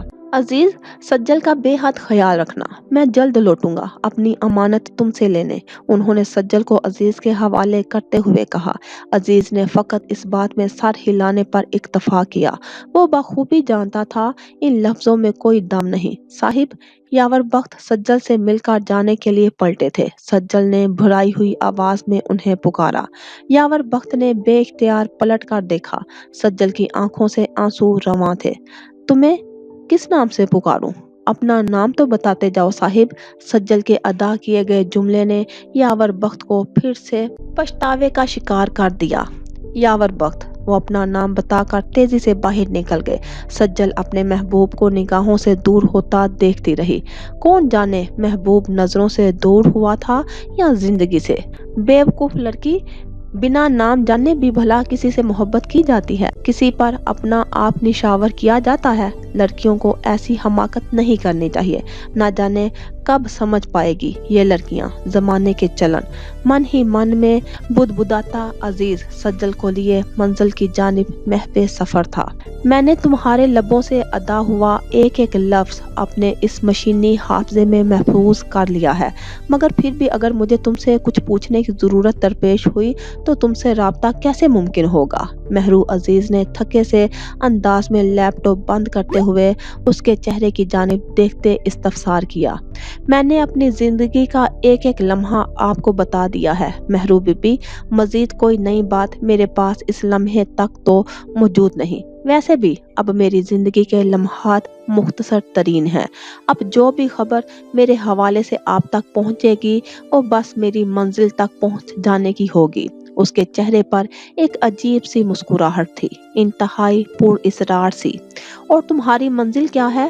مہرو اس کی پر اصرار مسکان کی کھوج میں نکلنے کو بے تاب تھی تو وہ ہنس دی۔ میں بھی پہلے پوچھا کرتی تھی کہ منزل کیا ہے۔ اس کا جواب مجھے برسوں پہلے مل چکا تھا، مگر سمجھ اب آیا مہرو بی بی، آپ نہیں سمجھیں گی منزل کیا ہے۔ بس اتنا سمجھ لیں، اس منزل تک پہنچنے کا وقت قریب ہے۔ وہ اتنا کہہ کر میکان انداز میں صوفے سے اٹھ کھڑی ہوئی۔ مجھے اب جانا ہوگا مہرو بی بی، مجھ سے بس وعدہ کریں کہ میرے حق کے لیے ضرور لڑیں گی، میں رہوں نہ رہوں، میری لڑائی اب آپ پر فرض ہے۔ وہ جذباتی انداز میں مہرو کا ہاتھ تھام کر کہتی چلی گئی۔ مہرو اس پل عجیب احساسات کے حصار میں تھی۔ اس نے اس سے بھی اہم سٹوریز پر کام کیا تھا، مگر آج سے پہلے اسے اس طرح کے احساسات نے کبھی بھی نہیں گھیرا تھا۔ میں اپنا فرض اور قرض دونوں ذمہ داری سے ادا کروں گی۔ مہرو نے اس کے سرد ہاتھوں پر اپنا ہاتھ رکھتے ہوئے صرف اس سے ہی نہیں بلکہ خود سے بھی عہد کیا تھا۔ وہ دھندلائی آنکھوں سے مسکرا اٹھی اور گھر سے باہر نکل گئی۔ مہرو عزیز کے گھر گزارنے والا یہ دورانیہ 95 منٹ پر محیط تھا۔ گارڈ نے اسے بڑے اعتماد سے باہر نکلتے دیکھا اور ایک بار پھر اس خستہ حال وجود کے بارے میں سوچنے پر مجبور ہو گیا۔ گارڈ نے ایک سوچ نگاہ اوپری منزل کی جانب ڈالی۔ مہرو عزیز اپنے کمرے کی کھڑکی میں کھڑی تھی، وہ بآسانی دیکھ سکتا تھا۔ اب کی بار اس کا یقین پختہ ہوا چلا تھا کہ خستہ حال وجود بے حد اہم ہے۔ اس نے اپنی نظریں ایک بار پھر اس پر اصرار عورت کے وجود پر گاڑ دی کہ یکدم وہ چونک اٹھا تھا۔ وہ مضبوط قدموں سے آگے بڑھتی اس گلی کے ابتدائی سرے پر پہنچی ہی تھی کہ یکدم ایک سفید رنگ کی گاڑی اس کا راستہ کاٹتی روکی گئی تھی۔ اس کی نگاہوں میں شناسائی کی رمق دوڑی۔ ایک کربناک سا تاثر اس کے زرد چہرے پر پھیلا تھا۔ گاڑی کا پچھلا دروازہ کھلا۔ وہ ایک گہرا سانس اپنے اندر اتارتی پچھلی نشست سے اترنے والی ہستی کو دیکھنے لگی۔ گاڑی کی زرد روشنی نے اسے اپنے گھیرے میں لے رکھا تھا۔ وہ اونچے قد و قامت کا نوجوان تھا۔ وہ مسکرا اٹھی، مگر مسکراہٹ میں بڑا درد چھپا تھا۔ وہ اس شخص اس کے مقابل آن کھڑا ہوا۔ اس کی بڑی بڑی آنکھوں میں نفرت شعلے کی مانند بھڑک رہی تھی۔ اس کی اونچی ناک نخوت زدہ اور لبوں پر زہر خوند مسکراہٹ کنڈلی مارے چپکی ہوئی تھی۔ تم آ گئے؟ دل سے دل کو راہ ہوتی ہے۔ گزشتہ کچھ دنوں سے میرے دل نے تمہیں بے حد یاد کیا اور تم بلا آخر آ گئے۔ اچھا کیا۔ آخری ملاقات تو تم سے بنتی تھی، اس نے جگر پاش لہجے میں کہا۔ اس کے لفظوں میں مخفی ایک طرف تھی۔ صحیح کہا تم نے، تمہاری آخری ملاقات تو میرے ساتھ ہی منسوب ہونی چاہیے۔ تم پاتال میں گری عورت تھی، میں نے تمہیں اس پاتال سے نکال کر زندگی سے متعارف کرایا۔ میری بخشی ہوئی زندگی کا اختتام تو میرے ہاتھوں ہی ہونا چاہیے۔ اس کے مقابل کھڑا وہ شخص قدم بڑھاتے اس کے نزدیک آیا۔ گاڑی سے مزید 2 اشخاص اترے تھے، وردی میں ملبوس، ہتھیار اٹھائے۔ یقیناً وہ اس کے محافظ تھے۔ میرا گھر پاتال ٹھہرنا تو فقط قسمت تھی، بدقسمتی تو تم جیسے کم ظرف انسان سے محبت ہونا تھی۔ وہ بولی اور نفرت اس کے چہرے کے ایک ایک نقش سے عیاں تھی۔ تم ایک ناگن تھی جو محبت کے نام پر میرے اندر زہر قطرہ قطرہ اتارتی رہی۔ گناہوں کی دلدل میں صرف تمہارا جسم ہی نہیں، روح بھی گردن تک دھنسی ہوئی ہے۔ بد کردار غلیظ عورت، میرے ظرف پر بات کرنے سے پہلے تو اپنے آپ کو دیکھ، تیری اوقات کیا تھی اور میں نے تجھے کیا بنا ڈالا۔ وہ شخص کم ظرف ٹھہرائے جانے پر تیش کے عالم میں چراغ پا ہوتا اس کے بالوں کو اپنی مٹھی میں جکڑتا پھنکارا تو وہ مسکرا اٹھی۔ تمسخر، نفرت، حسرت، عجب رنگ گھلے ہوئے تھے بالوں کے زور سے کھینچنے کے باعث۔ اس کے سر میں ٹھیسیں اٹھنے لگی تھی، اس کے چہرے کے نقوش کھنچ گئے تھے۔ اسی تکلیف میں اس نے ایک نگاہ ان محافظوں کی جانب کی۔ وہ دونوں اس کے محافظ ہوا کرتے تھے۔ کوئی شخص اس کے قریب سے بھی گزرتا تو اس کی گردن مروڑ ڈالتے۔ وقت وقت کی بات ہے، مالک کی نیت بدلی، محبت تمام ہوئی اور احکامات بدل گئے۔ اب وہ محافظ اسی کی جان کے دشمن بنے اس کے سامنے کھڑے تھے۔ تم نے مجھے زندہ سے زندہ درگور کر دیا میرے محبوب، پہلے مردہ سے زندہ کیا اور پھر زندہ درگور کر ڈالا۔ وہ تکلیف کی شدت سے کراہتی ہوئی بولی، تجھ جیسی عورت سے محبت کرنا میرا گناہ عظیم تھا۔ آج اس زندہ مردہ کا قصہ تمام کر دیتا ہوں۔ میرے ہاتھوں میں دم توڑنے کی خواہش ہوا کرتی تھی نا تمہاری، آج تمہاری اس خواہش کو تکمیل تک پہنچا دیتا ہوں میں۔ تمہیں جہنم کی آگ تک پہنچا کر ہی میرے دل میں لگی آگ کو ٹھنڈ پہنچے گی۔ وہ شخص اس کے بالوں کو مزید جھٹکے دیتا ناگ کی صورت پھنکارا۔ تکلیف کی شدت سے وہ عورت کراہ اٹھی، کسی اجڑی ہوئی عورت کی طرح سیاہ زلفیں بکھیرے رات بھی حیرانی کے عالم میں ان نفرت و انتقام میں جلتے لوگوں کو تک رہی تھی۔ وہ دونوں ایک دوسرے کے جذبات سمجھنے سے قاصر تھے، صرف نفرت و انتقام کی آگ میں جھلستے ہوئے اپنے اپنے درد پر کراہ رہے تھے، ایک دوسرے پر انگلیاں اٹھا رہے تھے، لفظوں سے زد و کوب کر رہے تھے۔ ایک مقابلہ جاری تھا کہ کس کے پاس زیادہ تلخ لہجہ اور کڑوے الفاظ تھے۔ یہ زہریلے الفاظ ہی تو ان کے ہتھیار تھے جن کے سہارے وہ ایک دوسرے کو نیچا دکھا رہے تھے، حقیر گردان رہے تھے۔ تو کر لو آگ کو ٹھنڈا، مگر یاد رکھنا میری ذات نے جو زخم تم سے کھائے ہیں ان کا درد تمہاری آخری سانس تک تمہارا پیچھا نہیں چھوڑے گا۔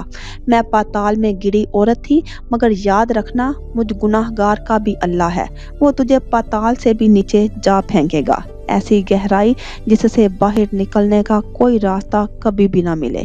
یہ آہ ہے میری جو تمہارا پیچھا کبھی نہ چھوڑے گی میرے محبوب۔ اس بار عورت بھی اس شخص کا گریبان اپنے دونوں ہاتھوں سے جکڑتے ہوئے چلائی۔ اس کے الفاظ اتنے بلند تھے کہ عمارت کے باہر آنکھیں پھاڑے بیٹھا گارڈ بھی کپ کپا اٹھا اور اپنے کمرے کی کھڑکی پر کھڑی مہرو عزیز نے بے چینی سے موبائل پر کوئی نمبر ڈائل کرنا شروع کر دیا تھا۔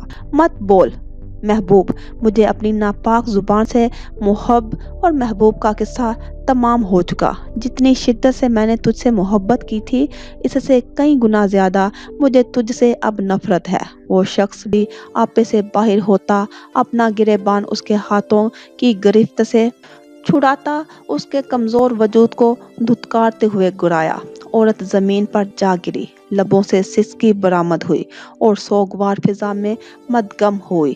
ایک کربناک نگاہ اس نے اس شخص پر ڈالی جسے بے انتہا نفرت کے اظہار کے باوجود اب تک اپنا محبوب کہہ رہی تھی۔ نہ جانے کیا تھا اس نگاہ میں، کتنا کرب پوشیدہ تھا، کیسی طرف تھی اس کی نفرت کے دعوے دار سنگ دل محبوب کو بھی بے قراری چھو گئی تھی۔ وہ ہارے ہوئے قدموں سے اس کے نزدیک آ بیٹھا، نمی اس کی آنکھوں میں بھی جھلکنے لگی اور عورت کی آنکھوں سے دریا بہنے لگا۔ میں مجبور ہوں، بے انتہا مجبور۔ تم اگر زندہ رہی تو میں تم سے دوبارہ محبت کرنے پر مجبور ہو جاؤں گا۔ میں محبت کر سکتا ہوں تم سے، مگر معذرت قبول نہیں کر سکتا۔ تم جانتی ہو بے وفائی میں معاف نہیں کر سکتا، اس نے بھیگے ہوئے لہجے میں کہا۔ سارا تنتنا اس عورت کے آنسو دیکھ کر بھاپ بن کر اڑ گیا، نفرت دھول کی طرح بیٹھ گئی۔ تم زندہ رہی تو تمہاری زندگی میں جہنم بناتا چلا جاؤں گا، اس لیے وہ اس کی آنکھوں میں جھانکتا کہہ رہا تھا کہ یکدم کر گیا۔ اس کا ہاتھ میں کان کی انداز میں اپنے کوٹ کی اندرونی جیب کی جانب بڑھا۔ عورت کی نگاہ بے اختیار پستول پر گئی۔ میں تم سے اب بھی محبت کرتا ہوں، میں اقرار کرتا ہوں، مگر میں بے وفائی معاف نہیں کر سکتا۔ وہ دونوں ہاتھوں سے پستول تھامے اس پر اپنی پیشانی ٹکائے اس کے سامنے سر نگوں تھا، رو رہا تھا۔ عورت آنکھوں کے کناروں سے رواں سیلاب کو ہتھیلی سے مسلتے ہوئے مسکرائی۔ دل دوز مسکراہٹ۔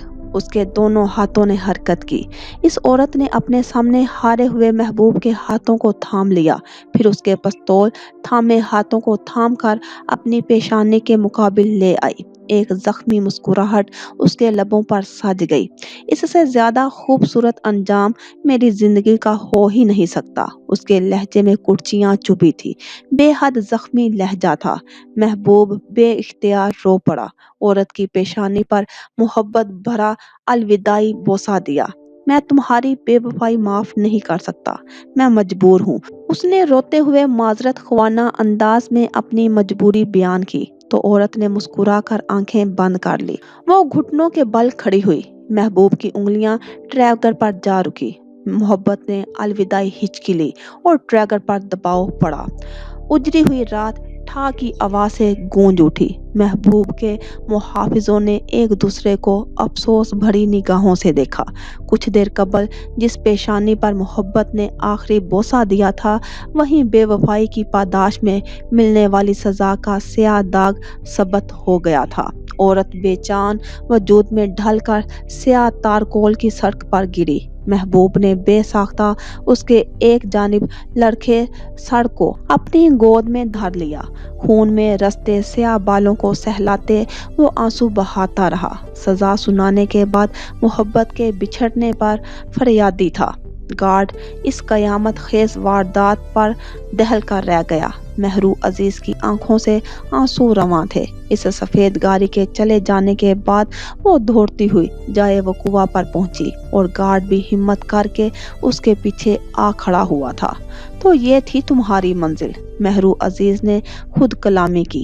میں رہوں یا نہ رہوں، میری لڑائی اب آپ پر فرض ہے، میرا قرض ہے۔ کچھ لمحے قبل اس مردہ وجود نے اس سے عہد لیا تھا۔ مہرو کی آنکھیں بھیگ گئی۔ میڈم، پولیس کو بلوانا چاہیے، آپ کیا کہتی ہیں؟ عقب میں کھڑے گارڈ نے خوفزدہ ہو کر اپنی رائے کا اظہار کیا۔ مہرو اس بات میں سر ہلاتی نمبر ڈائل کرنے لگی۔ عشق کی روح فرسا داستان کے ایک باب کا اختتام ہو چکا تھا۔ گرم بھاپ اڑاتی کافی کی خوشبو کچن سے نکل کر رفتہ رفتہ پورے گھر میں پھیل رہی تھی۔ وہ لاؤنج میں بیٹھی تھی۔ میڈم فرنانڈس جس طرح خود بے حد نفیس اور خوش مزاج شخصیت کی مالک تھی، ویسے ہی ان کا گھر بھی نہایت نفاست سے سجا خوشگوار تاثر ذہن پر نقش کرا رہا تھا۔ لاؤنج کی مغربی دیوار پر بڑی سی کھڑکی کھلی ہوئی تھی۔ مشرقی دیوار کے ساتھ ایکویریم رکھا تھا جس کے اندر صاف شفاف پانی میں خوش رنگ मछलियां तैर रही थी। दाएं जानिब किताबों का शेफ था और बाएं जानिब किचन, जहां से गर्मा गर्म कॉफी के साथ साथ अब खस्ता बेक किए हुए बिस्किट्स की खुशबू भी अपनी जानिब मुतवज्जा कर रही थी। वो इन सब से बेनियाज सोफे पर विराजमान एक्वेरियम में तैरती मछलियों की नटखट शरारतों से महफूज हो रही थी। मैडम फर्नांडस के घर आने से कबल वो शदीद ज़हनी तनाव का शिकार थी। सुबह घर से निकलते वक्त ग्रैनी के सर्द रवैये ने उसे मजीद अफसुर्दा कर दिया था। ग्रैनी ने आज से कबल तो ऐसा रवैया उसके साथ कभी नहीं अपनाया, फिर आज क्यों? क्या वो उसकी कैफियत, उसके जज्बात नहीं पहचान पाई, या फिर वो भी पसंद नहीं करती कि वो अपनी माँ से मिले? उसे यकदम ख्याल आया कि इस तरह के ख्यालात का इजहार उसने रात ग्रैनी से भी किया था। वो इस वक्त शदीद ज़हनी दबाव का शिकार थी, सो कह गई, मगर ग्रैनी के चेहरे का रंग बदल गया था। उन्हें उसकी बात पसंद नहीं आई थी। उन्हें दुख ने आ घेरा था। यकीनन ग्रैनी उससे नाराज थी। इन्हीं सोचों का शिकार होकर वो मैडम फर्नांडस के घर आई थी। हमेशा की तरह मैडम फर्नांडस उसे बहुत मोहब्बत से मिली थी। कुछ देर बाद मैडम फर्नांडस ट्रॉली घसीटते हुए लाउंज में दाखिल हुई तो मारियाना को महवियत से इन रंग बिरंगी मछलियों को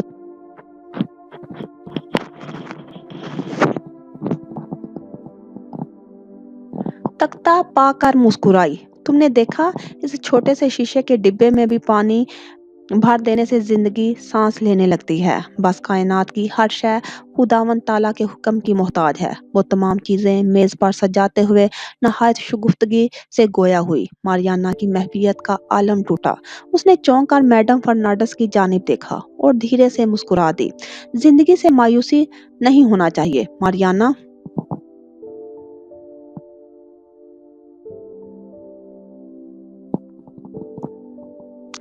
जिंदगी से मायूस नहीं होना चाहिए मारियाना। ये जुमला उन्होंने मारियाना के चेहरे को बगौर देखते हुए अदा किया। मैं जिंदगी से मायूस नहीं हूँ मैडम फर्नांडस, मारियाना ने मुरझाए हुए लहजे में तरदीद की। उसके चेहरे पर एक उदास सी मुस्कान फैली हुई थी। जिंदगी से मायूस नहीं होना चाहिए मारियाना। ये जुमला उन्होंने मारियाना के चेहरे को बगौर देखते हुए अदा किया। मैं जिंदगी से मायूस नहीं हूँ मैडम फर्नांडस, मारियाना ने मुरझाए हुए लहजे में तरदीद की। उसके चेहरे पर एक उदास सी मुस्कान फैली हुई थी। मगर तुम्हारी आंखें कुछ और कह रही हैं मारियाना। जहाँ तक मैं तुम्हें जानती हूँ तुम बेहद मजबूत असाब की मालिक हो, लेकिन तुम्हारी जात मुझे फिल वक्त मायूसी के समंदर में गोते खाती नजर आ रही है। मैडम फर्नांडस की तवज्जो अब मुकम्मल तौर पर मारियाना की जानिब मबजूल थी। उनकी पसंदीदा तरीन शागिर्दों में से थी और उन्हें यकीन था कि मुस्बत और खूबसूरत सोचों की हामिल ये लड़की अपनी सलाहियतों से इंसानियत की खिदमत में हमेशा आगे आगे रहेगी। मैडम फर्नांडस, ऐसी बात नहीं है, मगर शायद मैं थक चुकी हूँ। मुसलसल आजमाए जाने से मेरे असाब शल हो गए हैं। मुझे समझ नहीं आता कि वक्त मेरे ही जख्म बार बार क्यों उधर डालता है। मारियाना ने सर झुकाए उंगलियां मरोड़ते पर मुर्दगी के आलम में कहा, वो लोग जो मेरी हसरत हैं वो मिलते हैं, बिछड़ जाते हैं और बिछड़ने का दुख रगों में उतर जाता है, हंसने नहीं देता, मुस्कुराने नहीं देता। उसने कहा, अंदाज ऐसा था जैसे वो खुद से जंग में मुब्तला हो। वो कौन लोग हैं जो तुम्हारी हसरत हैं मारियाना? मैडम फर्नांडस ने टोकते हुए कहा, ऐसी जात जिससे ताल्लुक इस दुनिया में आने से कबल ही जुड़ जाता है, जिसका वो वजूद मुहाफिज होता है, खुशियों की जमानत होता है। मैडम फर्नांडस, बस मेरी माँ ही मेरी हसरत है। माँ का जिक्र करते हुए उसकी आंखों में आंसू मोती बनकर चमकने लगे। उसका पूर पूर माँ की मोहब्बत में डूबा हुआ था। तुम्हारी माँ कहाँ है? मैडम फर्नांडस पूछे बगैर ना रह सकी। मेरे बाबा के इंतकाल के बाद उन्होंने दूसरी शादी कर ली थी। वो नहीं करना चाहती थी, मगर सब ने उन्हें मजबूर किया, हत्ता कि मेरी ग्रैनी ने भी मेरी माँ को बाबा के जाने के बाद जाने दिया, उन्हें रोका नहीं। मम्मा को अपने हाथों से सजाया हुआ घर छोड़कर जाना पड़ा। मुझे याद है वो बुरा दिन। मम्मा बहुत रोई थी, बाबा की लाई हुई एक एक चीज को छूकर रोई थी। उस दिन ग्रैनी भी छुप जब मम्मा घर छोड़कर जाने लगी तब ही वो ग्रैनी से लिपटकर बहुत रोई थी। मम्मा ग्रैनी को पसंद करती थी, ग्रैनी भी, मगर फिर भी نہ مما رک پائی نہ گرینی روک پائی، شاید اسی لیے کہ مما ہم جیسی نہ تھی، وہ مورش مسلم نہیں تھی۔ ماریانا نے جھکے سر کو اٹھا کر جواب دیا، اوہ۔ میڈم فرنانڈس کے لب سے اتنا ہی ادا ہو سکا۔ معاملہ اب انہیں کچھ سمجھ آنے لگا تھا۔ تمہاری مما نے شادی کے بعد تم سے رابطہ تو رکھا ہوگا نا ماریانا؟ مسز فرنانڈس نے پرسوچ انداز میں سوال کیا۔ نادا، نہیں، ان کے شوہر مورش کو پسند نہیں کرتے۔ اس سوال کا جواب ماریانا نے تلخی سے دیا۔ میڈم فرنانڈس نے اس کے بدلتے لہجے اور چہرے کے تاثرات کو بغور جانچتے ہوئے اگلا سوال کیا۔ تمہاری مما کے شوہر مورش کو پسند نہیں کرتے، تمہیں اس بات کا ادراک کیسے ہوا ماریانا؟ کیونکہ مما نے ان کے سامنے میری پہچان مجھ سے اپنا رشتہ چھپایا تھا۔ ماریانا کا لہجہ بدستور کڑوا تھا۔ ہو سکتا ہے ان کے شوہر کو یہ ناپسند ہو کہ ان کی بیوی اپنے ماضی سے کسی بھی طرز کا تعلق رکھے، اس لیے تمہاری مما نے ان کے سامنے تم سے تعلق چھپایا ہو۔ میڈم فرنانڈس نے اسے تصویر کا دوسرا رخ دکھانے کی صحیح کی۔ اگر ایسی بات ہوتی تو وہ میرا نام تبدیل کر کے اپنے شوہر کو نہیں بتاتی۔ ان کے شوہر میرے چہرے کے ساتھ ساتھ میرے نام سے بھی نا آشنا تھے۔ میرا حقیقی نام انہیں پتہ چل بھی جاتا تو کچھ فرق نہ پڑتا، مگر میرا نام انہوں نے اس لیے تبدیل کیا تاکہ میری مورش ہونے کا انہیں شبہ نہ ہو، اور اگر انہیں شبہ ہو جاتا تو میری مما مجھ سے ملاقات کی کوئی صورت نکال پاتی۔ ماریانا نے کافی تفصیل سے اپنے نقطۂ نظر کی وضاحت کی۔ میں آپ کی طرح رویے پڑھنا، لہجے جانچنا اور لفظوں کے رنگوں کو دیکھنا جانتی ہوں میڈم فرنانڈس، ماریانا نے ان کی مسکراہٹ کے جواب میں مسکراتے ہوئے کہا۔ بہت خوب، مجھے یہ جان کر خوشی ہوئی کہ میری بہت ہی قابل طلباء جذباتیت کی انتہا پر بھی رویوں کو پڑھنا، لہجوں کو جانچنا اور لفظوں کے رنگوں کو پہچاننا نہ بھولی۔ میڈم فرنانڈس اس کی خوبی کی معترف ہوئی۔ ماریانا اپنی اس غیر متوقع تعریف پر جھینپ گئی۔ مگر ایک شکوہ بھی ہے ماریانا تم سے۔ میڈم فرنانڈس نے کافی کا پہلا گھونٹ بھرا، مگر کافی کے مگ تک جاتا اس کا ہاتھ وہیں تھم گیا تھا۔ کیسا شکوہ میڈم فرنانڈس؟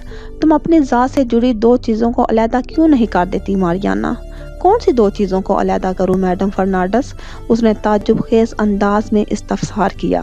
ایک یہ وہم کہ تم اعصابی طور پر کمزور ہو، تم اعصابی طور پر کمزور نہیں ہو، اور دوسرا یہ کہ تم حقیقت سے نظریں چرانا چھوڑ دو۔ تمہارا اصل مسئلہ یہی ہے کہ تم حقیقت کو جانتے بوجھتے اسے قبول نہیں کرتی۔ میڈم فرنانڈس نے اس انتہائی سنجیدگی سے اسے سمجھایا۔ ماریانا کی باتوں سے انہوں نے یہی نتیجہ اخذ کیا تھا کہ ماریانا اب تک اپنے ماضی میں جی رہی ہے، اور یہی بات اسے جذباتی طور پر کمزور بنا رہی ہے، کیونکہ انسان ماضی میں جی کر خوش نہیں رہ سکتا، اور مستقبل فقط ایک خیالی تصور خواب ہے، صرف حال ہے جو حقیقت ہے۔ زندگی جیسی بھی ہو بسرے حال ہی میں ہی ہوتی ہے۔ میڈم فرنانڈس کی یہی بات ماریانا کو سمجھانے کی کوشش کر رہی تھی۔ تم سب جانتی ہو ماریانا، اس کے باوجود تم خود سے جڑے رشتوں کو تکلیف دے رہی ہو۔ تمہارے بابا لوٹ نہیں سکتے، تمہاری مما کو بھی بلا آخر زندگی گزارنی تھی۔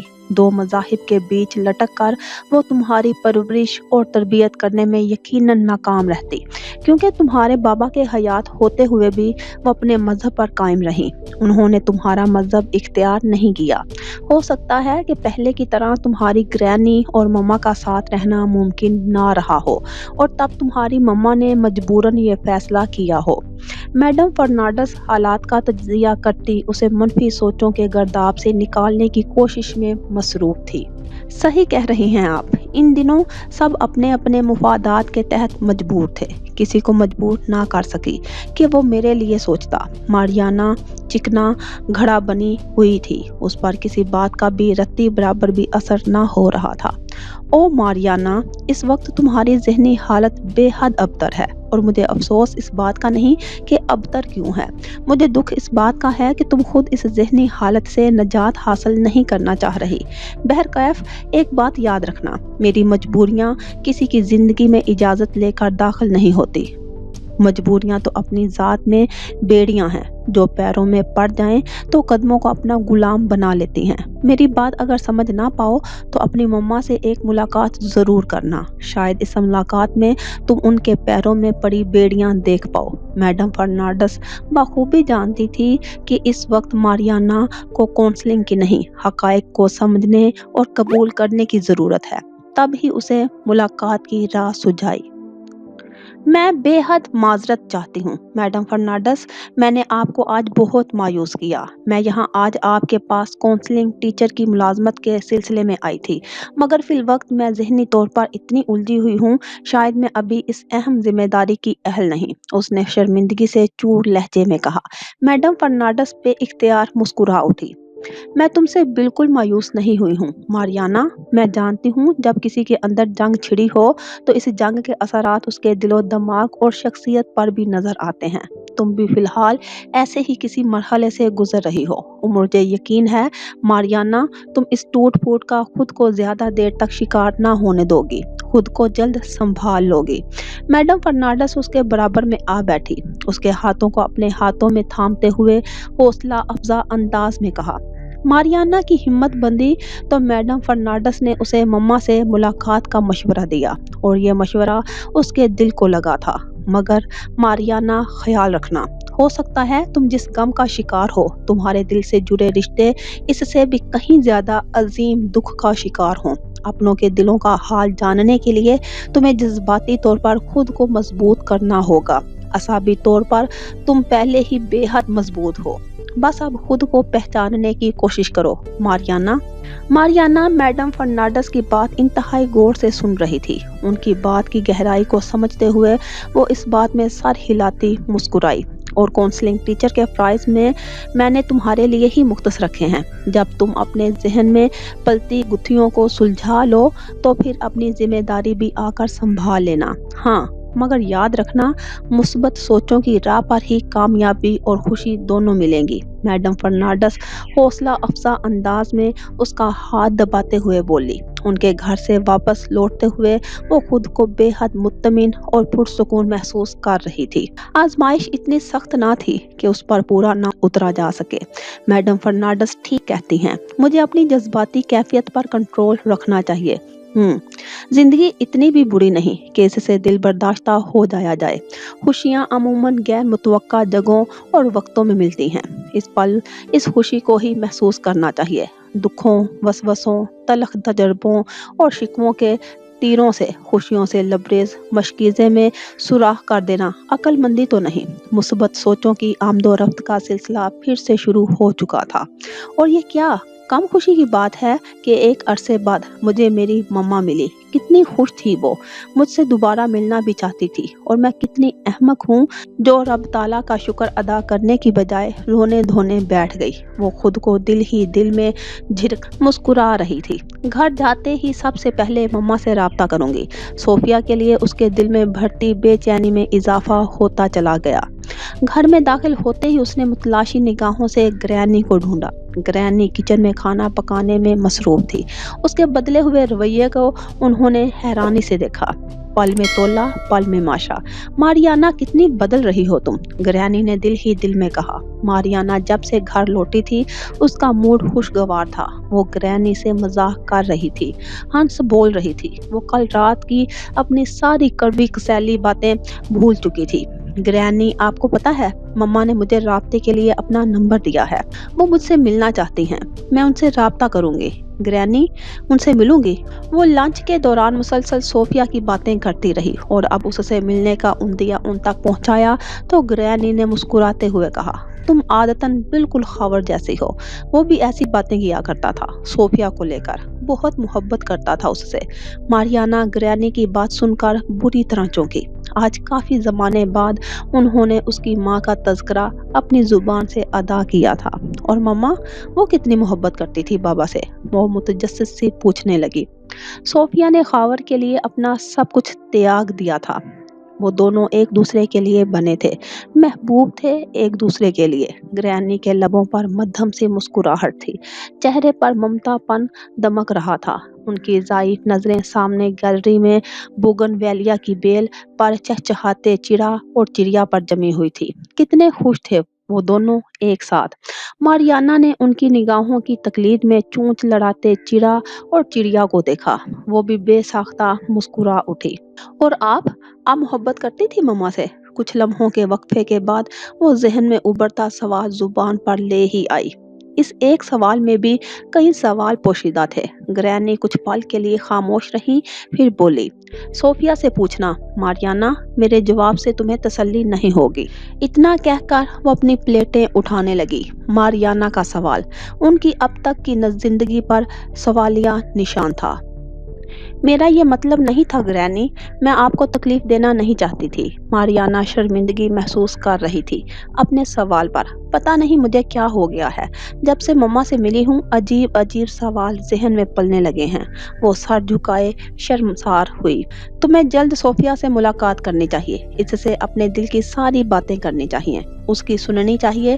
یہ جو برسوں کی پیاس ہے نا تمہارے اندر، یہ تشنگی آہستہ آہستہ بجھے گی۔ تم صوفیہ سے بات کرو اور جلد ملاقات کرو۔ گرینی کو وہ اپنی جان سے بھی بڑھ کر عزیز تھی۔ اسے یوں شرمسار دیکھ کر وہ اسے اپنے سینے سے لگا کر اس کے بال سہلانے لگی۔ آپ ٹھیک کہہ رہی ہیں گرینی، میں جلد ملوں گی مما سے۔ وہ ان کی محبت سے سرشار وجود کے گرد اپنے دونوں بازو حمائل کر کے مسکراتے ہوئے بولی۔ گرینی اس کی اس حرکت پر مسکرا اٹھی۔ ماریانا میری بچی۔ ممتا کے جذبات سے لبریز بوسہ انہوں نے ماریانا کی پیشانی پر ثبت کیا تھا۔ وہ جس راہ کا مسافر تھا وہ راستہ بے حد عجیب سا تھا، گھپ اندھیرے میں کھویا ہوا، وحشت سے بھرپور راستہ۔ اسے خوف محسوس ہو رہا تھا، مگر اس کے باوجود وہ چلا جا رہا تھا۔ کوئی انجانی صدا تھی جو اسے جھنجھلاتے ہوئے پکار رہی تھی۔ عجب لا یعنی سی کشش تھی اس راہ پر۔ اس کے قدم ابتلا زدہ مسافت میں کان کی انداز میں طے کیے جا رہے تھے۔ وہ خود بدحال سا تھا، آنکھوں سے وحشت ٹپک رہی تھی۔ اچانک فضا آہ سوزاں سے لرز اٹھی۔ وہ دہل گیا۔ اس کا دل بے ترتیب سے انداز میں دھڑک اٹھا۔ اس سنسان جگہ پر کس کی متوحش چیخ سناٹے کا جگر پاش کرتی گونجی تھی۔ وہ عالمِ پریشانی میں تیز تیز قدم بڑھاتا اس آہ سوزا کی جانب بڑھنے لگا۔ اسے سسکیاں سنائی دینے لگی، ابتلا زدہ سسکیاں، اور پھر آہے وفگا۔ کون فریادی تھا؟ کہاں تھا؟ اس کے قدم بے ترتیب انداز میں نامعلوم سمت کی جانب بڑھنے لگے تھے۔ آہ دفقہ کا سلسلہ بدستور جاری تھا۔ کون ہے؟ وہ جھنجھلائی ہوئی آواز میں استفسار کر رہا تھا۔ اس کے لہجے میں ایک خوف پنہاں تھا، جیسے یہ احساس کو چوکے لگا رہا ہو انہونی ہونے کو ہے۔ ایک بار پھر اس نے صدا لگائی، مگر جواب میں وہی سسکیاں، وہی آہو دفقہ۔ وہ عالمی دیوانگی میں اس آتشفتہ وجود کو تلاش کرنے لگا۔ اچانک شور بلند ہوا۔ وہ چونک کر اس کی جانب متوجہ ہوا۔ اس سے ذرا فاصلے پر مٹی کا ایک مرغولا ہوا کے سنگ رقص جنوں میں محو تھا۔ اس کے شکست خوردہ قدم اس جانب بڑھنے لگے۔ مٹیالی ہوا نے منظر کو غیر واضح کر رکھا تھا، مگر وہ پرواہ کیے بغیر اس مرغولے کے گول میں داخل ہو گیا۔ مٹیالی دھند اچانک چھٹ گئی۔ منظر اچانک سے واضح ہو گیا۔ سامنے زمین پر میت رکھی تھی، جس کا سفید کفن ہوا کی زد میں پھر پھڑا رہا تھا۔ وہ آنکھوں میں حیرانی سموئے اس میت کے قریب بیٹھ گیا۔ اچانک حواس بیدار ہوئے۔ میت سامنے بے حس و حرکت ساکت پڑی تھی۔ پھر یہ آہوزاری کس کی تھی جو مستقل اس کی سماعتوں پر ہتھوڑے برسا رہی تھی؟ اس نے بے چینی سے نگاہ ادھر سے ادھر دوڑائی، پھر اس کی بے قرار نگاہ ٹھہر گئی۔ دائیں جانب کچھ قدموں کی مسافت 6 سے 7 سال کی عمر کا بچہ تھا، گھٹنوں میں منہ دیے رو رہا تھا۔ سنو، تم کون ہو اور کیوں رو رہے ہو؟ اس نے بلند آواز میں پریشان سا اس سے استفسار کیا۔ جواب ندارد۔ وہی ہچکیاں، وہی آہو دفقہ اور سسکیاں۔ یہ میت کس کی ہے؟ تم بولتے کیوں نہیں؟ بے چینی اس کے اندر گھر رہی تھی۔ بچہ یوں ہی گھٹنوں میں سر دیے بیٹھا رہا، مگر اس کے دائیں ہاتھ نے حرکت کی۔ وہ دایاں ہاتھ اٹھاتا اس میت کی جانب اشارہ کر رہا تھا۔ اشارے کی تقلید کرتے ہوئے اس نے ایک بار پھر میت کی جانب نگاہ کی۔ کانپتے ہاتھوں سے اس کے چہرے سے کپڑا ہٹانے لگا۔ بچے کی آہو دفگاہ میں مزید تیزی آ گئی۔ اس کا دل اس زور سے دھڑک رہا تھا جیسے پسلیاں توڑ کر باہر آ نکلے گا۔ اس کے ہاتھوں پر کپ کپاہٹ طاری تھی، مگر پھر بھی ہمت کر کے اس نے چہرے سے کپڑا ہٹایا اور اگلے ہی پل وہ اچھل کر پیچھے جا گرا۔ وہ چہرہ ایسا نہیں ہو سکتا، لٹھے کی مانند وہ سفید چہرہ۔ دیوانگی کے عالم میں وہ اپنی گردن نفی میں ہلا رہا تھا اور اس چہرے کو بے قراری سے تک رہا تھا۔ زبان سے مسلسل نفی کی تکرار جاری تھی، مگر اس بار اس کی ہمت دم توڑ گئی۔ وہ اس میت سے لپٹ کر رو رہا تھا، قرب سے چلا رہا تھا، تڑپ رہا تھا۔ اس پر اسرار فضا میں اس بچے کے ساتھ ساتھ اس کی آہوزاری بھی گھلتی چلی جا رہی تھی۔ اس کی آنکھیں بند تھی، جسم بے جان وجود کی طرح نرم و گداز بستر پر دراز تھا، البتہ مٹھیاں بھینچی ہوئی اور آنکھوں سے آنسو رواں تھے۔ اچانک آنکھ کھلی اور وہ ایک جھٹکے سے اٹھ بیٹھا۔ اس کی آنکھیں شدت سے گڑیا سرخ تھی، چہرے پر تناؤ کی سی کیفیت تھی، رگیں تنی ہوئی تھی۔ وہ گہری سانسیں لینے کی کوشش میں ہلکان ہوا جا رہا تھا۔ کمرے میں گپ اندھیرا کنڈلی مارے بیٹھا تھا۔ وہ مٹھی میں سر کے بالوں کو بینچے بیڈ گراؤنڈ سے پشت لگائے لیٹا ہوا تھا۔ حالت کچھ بہتر ہوئی تو سائڈ ٹیبل پر رکھا پانی کا گلاس لبوں سے لگا لیا۔ قرب و وحشت کی شدتیں دم توڑنے لگی تو وہ اٹھ کر کمرے سے منسلک بالکنی میں جا کھڑا ہوا۔ سامنے وہی منظر تھا، روشنیوں سے جگمگاتا شہر اور بے حد دور سے نظر آتا سانتا کلارا کا جزیرہ، جہاں روشنیاں جگنوؤں کی مانند جگمگا رہی تھی۔ ہمیشہ کی طرح اس کے چہرے سے تناؤ زدہ لکیریں مٹ چکی تھی اور اس کی نگاہ کسی غیر مرئی نقطے سے الجھ کر رہ گئی تھی۔ یاد ماضی عذاب ہے یا رب، چھین لے مجھ سے حافظہ میرا۔